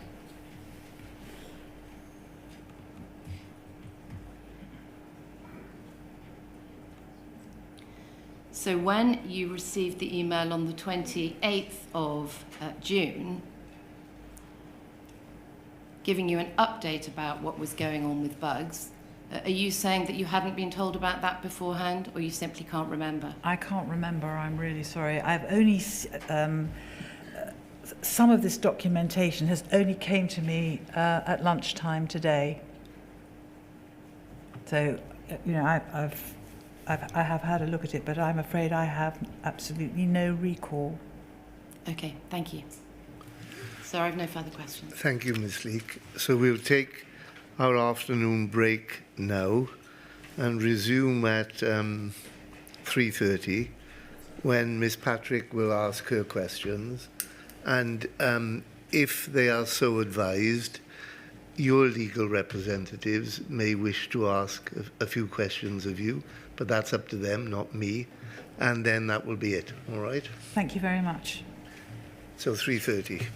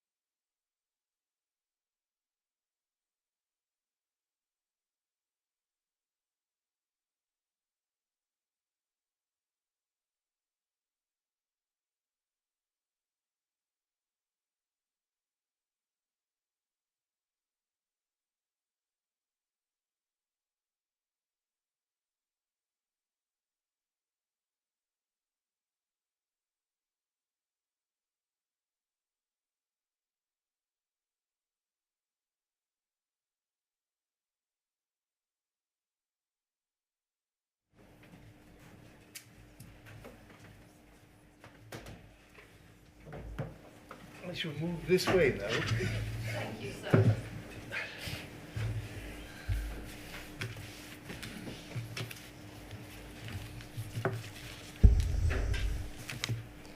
Good afternoon, Miss Perkins. My name is Angela Patrick, and I ask questions on behalf of 86 sub-postmasters who were convicted by the Post Office and have since had their convictions overturned, including Mrs Hamilton, who I'm sure you can see is sitting to my left. I do see. And we want to cover 3 topics. Yeah. First, we're going to look at the Royal Mail Group prospectus, which you've just covered briefly with Mr Henry. Yeah. Second, Mr Beers talked to you a little about Mr Davies and publicity around Horizon, and I want to come back to one example of the Post Office's approach to SPMs in the media, sub-postmasters in the media. And finally, I want to look again at one of the first documents Mr Beer took you to, and I'm going to call it the Zetter Note. The Zetter Notes, if you remember from yesterday morning. You'll have to remind me. I will I'm refresh sorry. your memory Yeah, when we thank get you. that far. Thank you.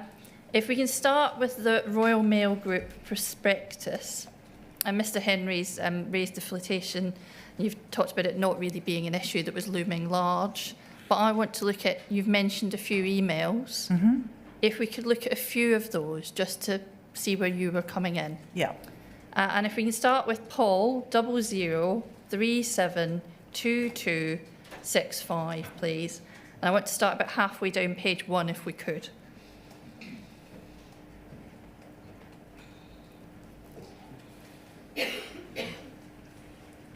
So can you just give me the context of this? I for a will. minute, please? This is an email sent on the 16th of August 2013. And don't worry, I was only waiting for it to be on screen so Okay, that we could look at fine. it together. Okay, great. I won't leave you hanging as to what we're looking at. There's an email here you can see at the top. It's Paula Venos to you on the 16th of August. And if you see, she's messaging at the top looking for a time when you can have a call. I don't want to look at the detail, but she wants to catch you up on some issues. And if you can see, there are a list of 4. Mm-hmm. And if we go to the 4th bullet point, if somebody could expand that, I'd be grateful. It says RM prospectus. Can you see that one? Yep. The language in the risks section, which refers to the Post Office, is very negative. We're on the case.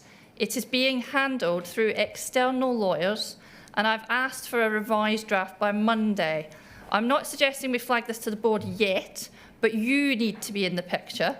Susan's picked this up and insisted inaccuracies are removed and the tone improved. However, this is in the risk section. My guess is we may still be uncomfortable with our final draft. And so I've already asked Susan to flag to Will that we may want to escalate it to HMG. We will need to brief the board properly at some stage, but probably best when we have something to send out. Now, I only have a few questions about it. Okay. You were, it appears, being briefed on this as an issue as early as mid-August in 2013. It does look like that, yes. And the issue you were being told was arising in the risks section of the prospectus. Yes. And it was very negative about the Post Office. And Susan, I presume that might be Miss Crichton? I can't think. Well, it wouldn't have been Susan Barton. So. It wouldn't have been Susan Bard. Miss Crichton was to flag that it might need to go to HMG, Her Majesty's Government, and Miss Venos thought you might need to brief the board properly at some stage. But she was saying you, aside from whether the board needed to be briefed, she was giving you this information now, wasn't she? She was. Right. Can we look at the second document, a second email? And it's Paul 00419640. And this is an email which moves us on a little. And I'll wait for it to come up.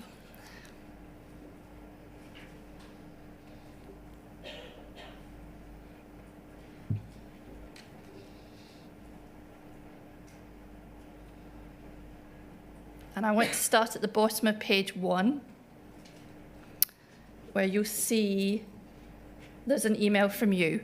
Yes. And we're now a little while on, a few weeks on, maybe three weeks on, 9th of September 2013. Yeah. And you're sort of, you're sort of responding, thank you for your previous emails. And we don't need to spend much time on your response. I just want to note what you say to start with. I appreciate no surprises, even if the news is unwelcome. So that was the first message you were giving to Miss Venables that day. Yeah. Can we scroll up the rest? I don't think we need to look at in detail. I want to look at Miss Venables' reply above, and it's the last paragraph of Miss Venables' reply. On the prospectus, now Mark is back, I have him, Martin and Hugh meeting this PM, and they will speak to Biz today.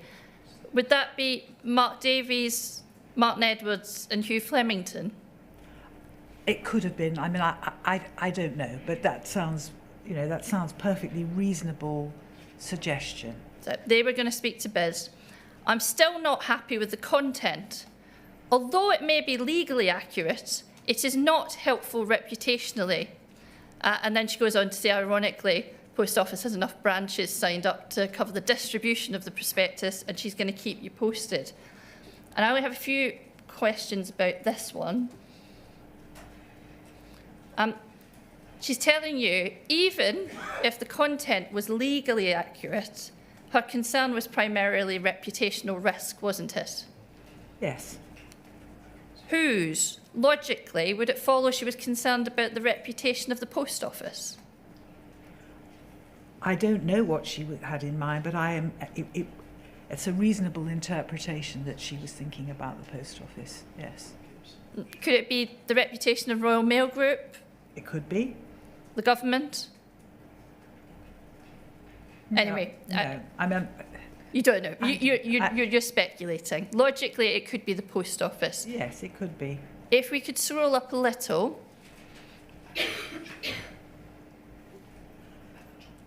I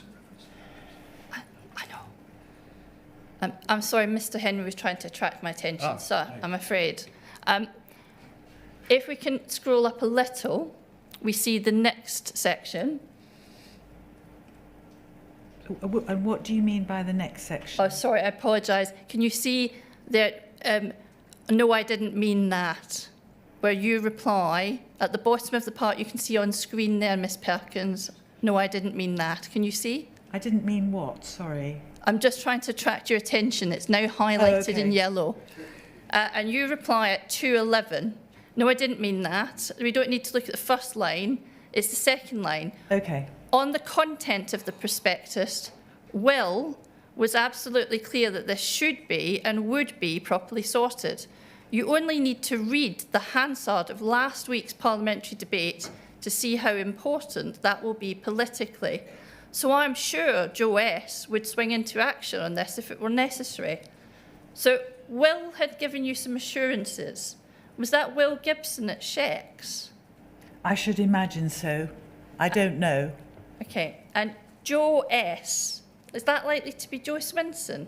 I would think so, yes. Thank you.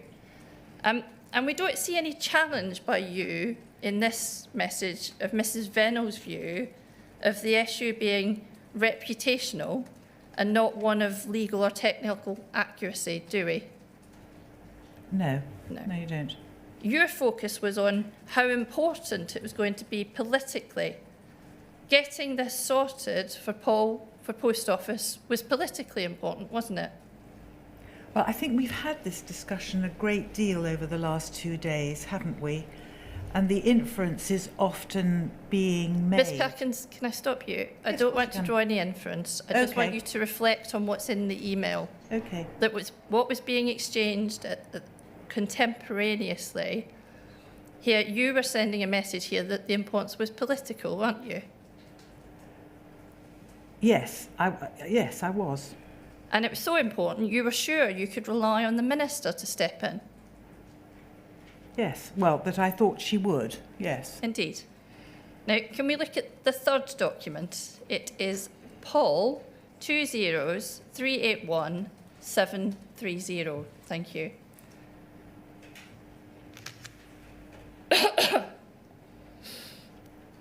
And I want to start at the bottom of page 1 again.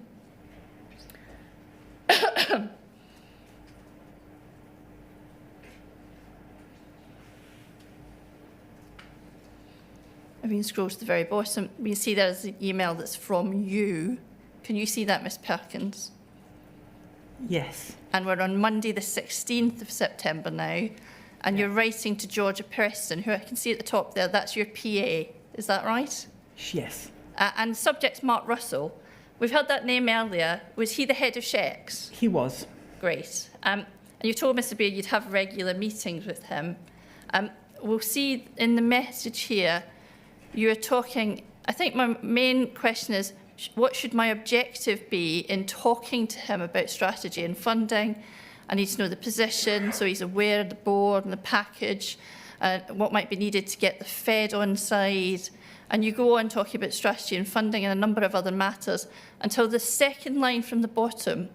And you say, and also, sorry, third line from the bottom, also the update on where we are from with second site, etc. And the latest on the RM prospectus. So basically, all the current hot topics. And you say, I'd like to talk to Paula about this in my one-on-one with her. This is you, I think, talking about preparing for a meeting with Mr Russell. It looks is like, that fair? It does look like that, yes. Yeah, and a number of topics. And the Royal Mail prospectus was a hot topic by this point, wasn't it? That would be the inference of this, yes. If we can look at the fourth document, please. It's UKGI 402057, please.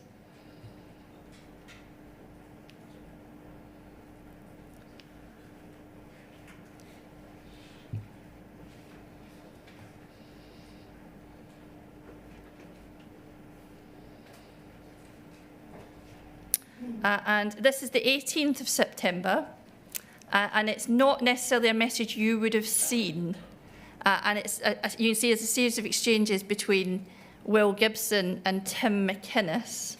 I would like to look very briefly, it's a long message, I don't want to look at a lot of it, I just want to see where you're mentioned. Can we go to halfway through page 2, please?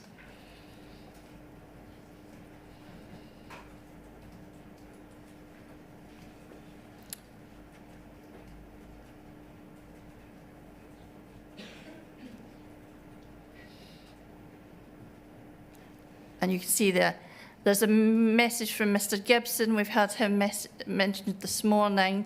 And I think we've had Tim McInnes mentioned this morning also.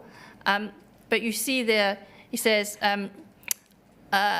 just to echo Tim's point, we sign off. I have just come from a meeting with Paul's CEO where she was voicing her concerns that not all Paul's comments had been picked up and they'd definitely not been signed off. Their wording, and that said they'll ensure there's chapter and verse from Paul on what's outstanding. And if we can scroll up from there to the bottom of page 1, I'd be very grateful.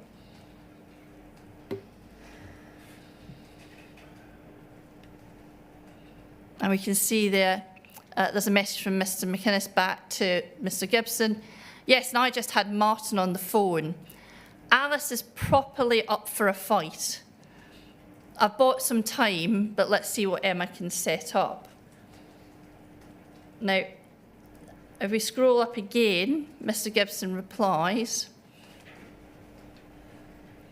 And you can see what he says. Alice is coming in to see Mark tomorrow. That would fit with the timing of your preparation for a meeting. And above, we can see the message continues. Were you up for a fight, Mrs Perkins? I simply don't remember all of this. And those are not my words. I mean, what you're getting there is you're getting Tim McInnes reporting to Will Gibson something that somebody else has said to him. Entirely. And I wouldn't expect you, I said at the outset, you hadn't seen this message. But that was, it appears, how your position was being presented by Martin, presume Martin Edwards, in advance of your meeting with Mark Russell. Is that fair? It would appear as though that is how it's been described, but we don't know what Martin said to Tim McInnes, and we don't know. I mean, you know, there's lots we don't know. He may come to give evidence. We may be able to ask him about that. And if we scroll up a little way further, you can see there on the screen, actually I can see it now, don't stop, please stop scrolling. It's now moved to the bottom. The reply there, not unhelpful. I just don't want things to go nuclear until that's all we have remaining. Does that fit with your recollection of this discussion at the time? Was this discussion on the verge of nuclear status for the relationship between Royal Mail Group and the Post Office? Absolutely not. No. Okay. I'm sure that it wasn't. However, that is just my reaction based on what I know about how I would be thinking about something like this. But just to be completely clear, until I saw these documents either earlier today or yesterday, I can't even remember when I first started seeing this email chain, I simply hadn't remembered anything about this issue at all. Okay, well, if we can look at the last document, this is the last one I think I need to take you to, and it may refresh your memory a little bit about what was being discussed. It's Paul 20381-747, and it takes us forward to the 20th of September. And it's not, again, a message you would have seen. I just want to see if it will help your memory. It's a message you can see there from Mr. Edwards to Paula Venables, copied to Mr. Davies. And again, it says Prospectus update. I'm sorry, I'm going to have to bring it up on my screen because that one is a little bit far away for me to read. I apologise. You have to bear with me for a moment. And he's updating Miss Venables. I won't read it all, but I'm going to read the first bullet point a little. Focusing on the first bullet point, latest draft attached. Overall, it is improved and addresses some of our concerns, although the risks section is still intrinsically negative in tone. The Sheck's Paul team have pushed hard for additional language to be inserted on the strength of the relationship to contextualise these risks, but I have received firm pushback that this wouldn't be appropriate for this element of the document. Such language is, however, covered elsewhere in the document. My sense is we're going to have to accept this position and focus now on making the positive story is brought out in the wider comms materials, the marketing materials for the transactions, our own lines to take, and Minister's statements. Now, focusing on that bullet, the first bullet, it seems there were concerns about language in the risk section, but Paul, Mr. Edwards was saying, could just accept the position and then deal with it in comms. Is that a fair summary? I think so, yes. And so it would go on Mr. Davies' desk, possibly. He was copied in. Yeah. Yeah. And if we scroll down, can we skip to bullet 3? It seems except one issue is outstanding by this point. And he writes in the third bullet, I think the one remaining issue we might want to seek to change now is the sentence on the SS review, I'm going to say second site review, copied below. Ideally, this would just be deleted because it's misleading in the context of a section on IT risks, as we discussed before. In July, this is the sentence he's talking about, the part. In July 2013, an interim report was published into alleged problems with Post Office's Horizon computer system, which is used to record transactions in its branch network. The report confirmed that no system-wide problems had been found in relation to the Horizon software, but suggests that Post Office should examine its support and training processes for sub-postmasters. Now, I read that in full just to see if it helps with your memory. But in summary, Mr. Edwards was saying the Post Office wanted that deleted entirely, ideally.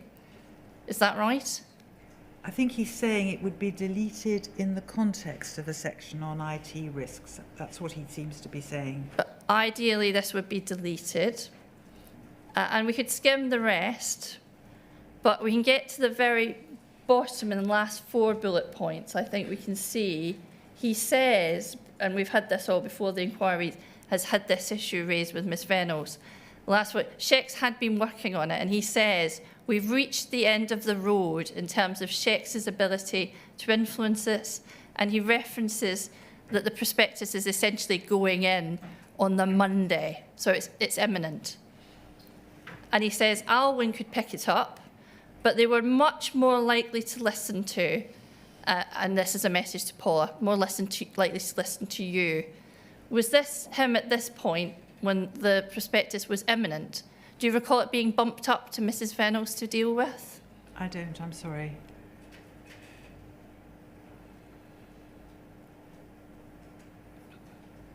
Okay.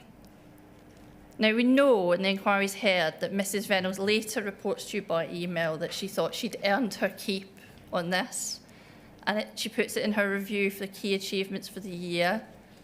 By this point, we know that when she reports to you, it's going to be removed. You'd been involved, Shex had been involved, you'd mooted something going up to the Minister. Mrs. Venables, she did earn her keep on this one, didn't she? Well, it looks as though she got agreement to what it was that she was proposing. Those are her words, they're not my words. Okay. No problem. We shall move on to the next topic then, Ms. Perkins. And I think these can be shorter. The next topic I wanted to look at was Horizon publicity. Now, Mr. Beer covered Mr. Davies' appearance on the Today programme very briefly with you this morning. I remember you saying at home you listen to Radio 4 Today every morning. And we talked about the appearance he made in December 2014. Now, Mrs. Hamilton is sitting next to me. She also appeared on that programme that day, and she listened live as Mr. Davies pointed to sub-postmasters experiencing lifestyle issues. Now, when Mrs. Venables gave evidence, Mr. Maloney asked her about a late evening message she sent later that month, on the 17th of December, having watched an episode of The One Show. I vaguely. Do you recall? Vaguely, only vaguely. I might be able to refresh your memory. Can we look at Paul 001503552? And if we could start, it's a multiple page document, if we could start at page 3, we can find the email from the 17th of December.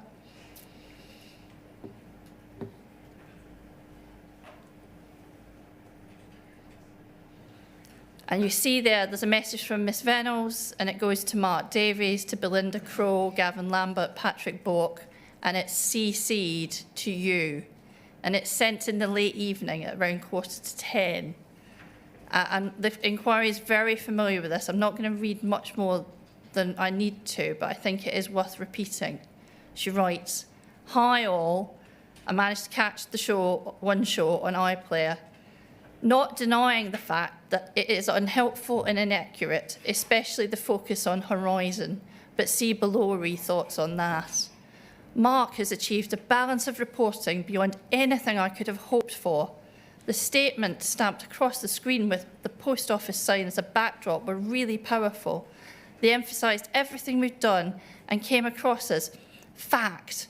Very good. The rest was hype and human interest. Not easy for me to be objective, but I was more bored than outraged. The MP quoted, who was full of bluster and inaccurate. Joe Hamilton lacked passion and admitted false accounting on TV. James Arbuthnot was nowhere to be seen, and the bulletin was too long. What I thought was helpful was that it presented Horizon as the problem, which is exactly what Second Sight say they haven't found, and so easier for us to refute. There was nothing about intimidation, poor coaching, and the message about not knowing how to use the system. In my eyes, it made the sub-postmasters look inadequate."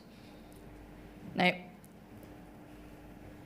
we can pause there and we can come back to the language.